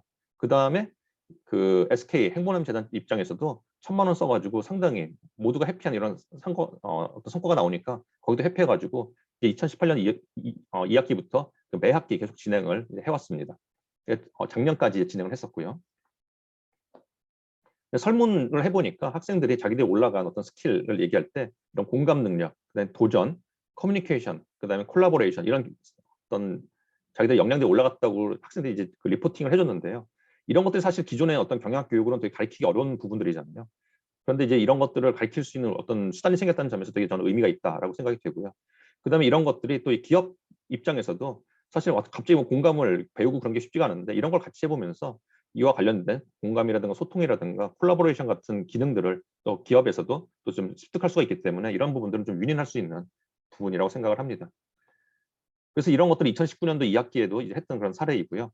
그때는 이제 저희가 조금 더 이걸 고도화해가지고 그전에는 이제 주로 도달 위주로 광고 노출 위주로 했었는데, 이때는 각 기업들의 니즈를 파악을 해가지고 어떤 데는 이제 브랜드를 좀 높이고 싶다, 이미지를, 어떤 데는 페이스북 팔로우를 높이고 싶다, 그런 어떤 니즈들을 받아가지고 거기에 맞춰서 커스터마이즈 되는 형태로 디지털 마케팅을 진행을 했습니다. 그리고 이걸 또 이제 저희가 가져가가지고 베트남에 가서도 한번 해봤는데요. 이건 베트남에 있는 사회적 기업들을 저희가 도와줬습니다. 근데 그때는 한양대 학생들은 디지털 마케팅 할 수 있었고, 이 베트남 학생들은 베트남어와 베트남 문화를 알기 때문에 같이 협력을 할 수 있는 그런 구조가 됐고요. 그래서 저희가 저 베트남 학생들을 이렇게 도와줘가지고 실제로 한 60만 원 가지고 한 50만 뷰 정도의 또 성과를 냈던 그런 케이스입니다. 그다음에 저희가 또 이제 마르스라는 회사랑 임팩트 컨설팅 캠프를 또 진행을 했었는데요. 이 마르스라는 회사는 아까 또 이재혁 교수님께서 바스프 케이스도 보여주셨는데, 바스프 같은 경우랑 바스프랑 마르스 이런 회사들이 같이 협력을 해가지고 지금 영국의 옥스퍼드 대학원이랑 같이 뭐 그런 여러 가지 일들을 하고 있는데요. 이 마르스의 그런 만든 그 트리 이코노믹스 오브 뮤추얼리티라는 그런 어떤 개념이 있습니다. 이건 이제 옥스퍼드 경영대학원이 같이 만든 그런 프레임워크인데, 이거를 저희가 이제 베트남에 가서 베트남의 이제 그 통신회사가 있습니다. 한국의 KT 같은 회사인데 거기를 대상으로 임팩트 컨설팅을 같이 했던 그런 케이스입니다. 그래서 저희 학생들 같이 가서 베트남에서 진행을 했었고요. 베트남 이제 그 회사에 가서 진행을 했고, 거기에 이제 아시아 파운데이션이라는 또 재단이랑 같이 협력해서 여러 가지 진행을 했습니다. 그래서 현재 뭐 TV 방송에도 나왔었고, 현재 뉴스 신문에도 나왔었고, 뭐 그렇게 됐었는데요. 이런 것들도 저는 이제 그런 기업들 중에서 특히 이제 동남아에 좀 관심 있는 기업들은 이런 캠프를 같이 하는 것도 되게 의미가 있다라고 생각이 되고요. 그다음에 저희가 또 이제 했던 것 중에는 이 공대랑 같이 협력을 해서 요새 기후 변화 굉장히 핫한데요. 기후 변화 임팩트 비즈니스라는 과목을 또 만들었습니다. 그래서 저희 공대 교수님들, 경영대, 그다음에 그 실무는 동아 비즈니스 리뷰의 이방실 박사님이랑 같이 이제 저희 강사진으로 들어오셨는데, 이방실 차장님은 지금 이제 SK 하이닉스에 또 임원으로 스카우트에 가셔가지고 이제 이번 학기부터는 다른 분이 같이 하실 건데요. 어쨌든 간 이런 어떤 기후변화 임팩트 비즈니스 같은 경우에도 저희가 그 한양대에 있는 200개의 교양 과목 중에서 그 역량 증진 기여도 1등, 추천 의사 5등을 해가지고 상당히 좋은 수업이 됐습니다. 그래서 이렇게 학생들의 니즈에 맞는 그런 좀 수업들을 만들면 학생들도 좋아하고 또 기업에도 되게 도움이 될 수가 있을 것 같습니다. 이 수업 같은 경우에도 저희가 이제 환경 분야의 사회적 기업 3군데를 같이 선정을 해가지고 같이 도와주는 프로젝트를 진행을 했었습니다. 해외대학과의 그 사회학 수업인데요. 예, 자, 시간이 다 돼가지고 그냥 넘어가도록 하겠습니다. 그래서 저희 한양대 같은 경우에는 지금 저희가 베스트 유니버시티 인 더 월드가 아니고 베스트 유니버시티 포 더 베러 월드라는 슬로건을 가지고 열심히 활동을 하고 있고요. 저희는 중장기 전략으로 3S, 스마트, 스타트업, 소셜 이노베이션을 잡아가지고 열심히 하고 있습니다. 특히 저희 한양대는 성수동과 되게 가깝게 있는데, 성수동에 지금 이런 사회적 기업과 소셜 벤처가 한 3,000명 정도가 활동하고 있습니다. 그래서 저희가 같이 굉장히 긴밀하게 협력을 하고 있고요. 또 저희 이제 아쇼카 유니버시티 체인지 메이커 캠퍼스로서 그런 어떤 대학들, 주위에 있는 대학들과 같이 협력해서 이런 대학의 어떤 변화를 같이 만들어내고, 이것을 고등학교, 중학교, 초등학교로 계속 좀 그 스피로버 시키려는 그런 어떤 저희 비전을 가지고 있습니다. 지역사회와의 그런 콜렉티브 임팩트 측면에서도 계속 열심히 노력을 하고 있습니다. 예, 그래서 저희 학생들이 만든 슬로건이고요. 세상을 바꾸는 사람, 예, 사람을 바꾸는 사람. 저희 한양대학교의 그 미션이 러브 인 액션, 사랑의 실천이어가지고 이거를 좀 이렇게 현대적으로 표현한 것이라고 볼 수가 있겠고요. 예, 러브 액션 체인지를 추구하고 같이 좀 나가고 있습니다. 저희 한양대학교 이런 사례들이 또 여기 계신 교수님들께도 좀 인스파이레이션이 좀 됐으면 좋겠고요. 그 참고로 제가 봤던 것 중에 또 재밌는 케이스가 그 싱가포르 매니지먼트 유니버시티라고 경영대학에서 굉장히 좋은 학교인데, 거기도 이제 아쇼카 체인지 메이커 캠퍼스입니다. 아시아에는 저희 두 학교가 이제 체인지 메이커 캠퍼스인데, 싱가포르 매니지먼트 유니버시티 같은 경우에는 아예 그 학장님이 우리는 임팩트풀 유니버시티가 되겠다 그래가지고 굉장히 학교 차원에서 이제 굉장히 그 강조를 하고 계시고요.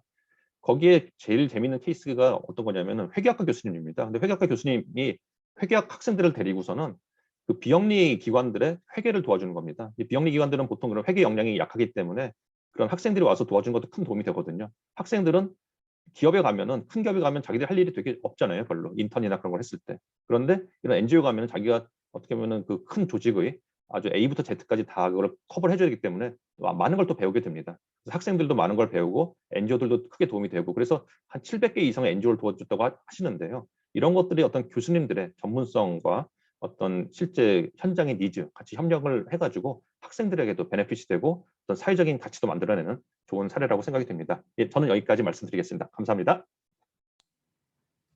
네, 수고하셨습니다. 아유, 예, 아주 굉장히 많은 사례와 또 의미 있는 그런 좋은 내용 감사드립니다. 이제 이렇게 해서 오늘 기업교육 세미나 3분 우리 강사님, 연사님께서 다 말씀을 마치셨고요. 뭐 시간이 많이 지났기 때문에 뭐 더 이상 뭐 제가 드릴 말씀은 없고 우리 임상훈 한국경영교육인증원 원장님께서 폐회 인사기원 마무리해 주시면 좋겠습니다. 예, 오랜 시간 동안 계속 이렇게 회의 참여해 주셔서 감사하고요. 아마 참여하신 교수님이나 기업 계신 분들도 좀 놀라시겠지만, 저희 교수님들은 기업이나 경영계가 이렇게 사회가 좀 더 좋은 사회가 되도록 노력하는지 잘 모르는 것 같고, 그리고 또 기업이나 경영계에 계신 분들도 저희 교수님들이 이렇게 더 좋은 사회를 만들기 위해서 고민하시는지 잘 모르는 것 같아요. 어쨌든 산학협력은 계속 될 거고요. 그것은 박영렬 회장님이나 그러니까 경영학회나 그다음에 경영교육인증원이 아마 협력해서 계속 추진을 해 나갈 겁니다. 그래서 11월 달에 이런 교육이 한 번 더 있을 예정이고요. 그때는 또 다른 이슈를 가지고서 이제 교육을 하도록 하겠습니다. 그리고 오늘 했던 임팩트 경영과 ESG 경영과 관련돼서는 여러분들도 많이 느끼셨겠지만 이 대중이 누구냐와 관련돼서 애매한 부분이 있을 수 있는 거죠. 그래서 이후에 좀 더 전문화된 이제 방식으로 산학협력을 이제 추진하려고 합니다. 그래서 최고 경영자를 대상으로 한 임팩트 경영과 ESG 경영, 그리고 ESG 평가 뭐 이런 것과 관련된 전담 부서들을 대상으로 한 교육 프로그램, 그리고 마찬가지로 이재혁 교수님이나 신현성 교수님, 그다음에 김유기 교수님께서 뭐 사례들을 많이 했지만 이게 기업의 각 부서마다 좀 다르게 나타나잖아요.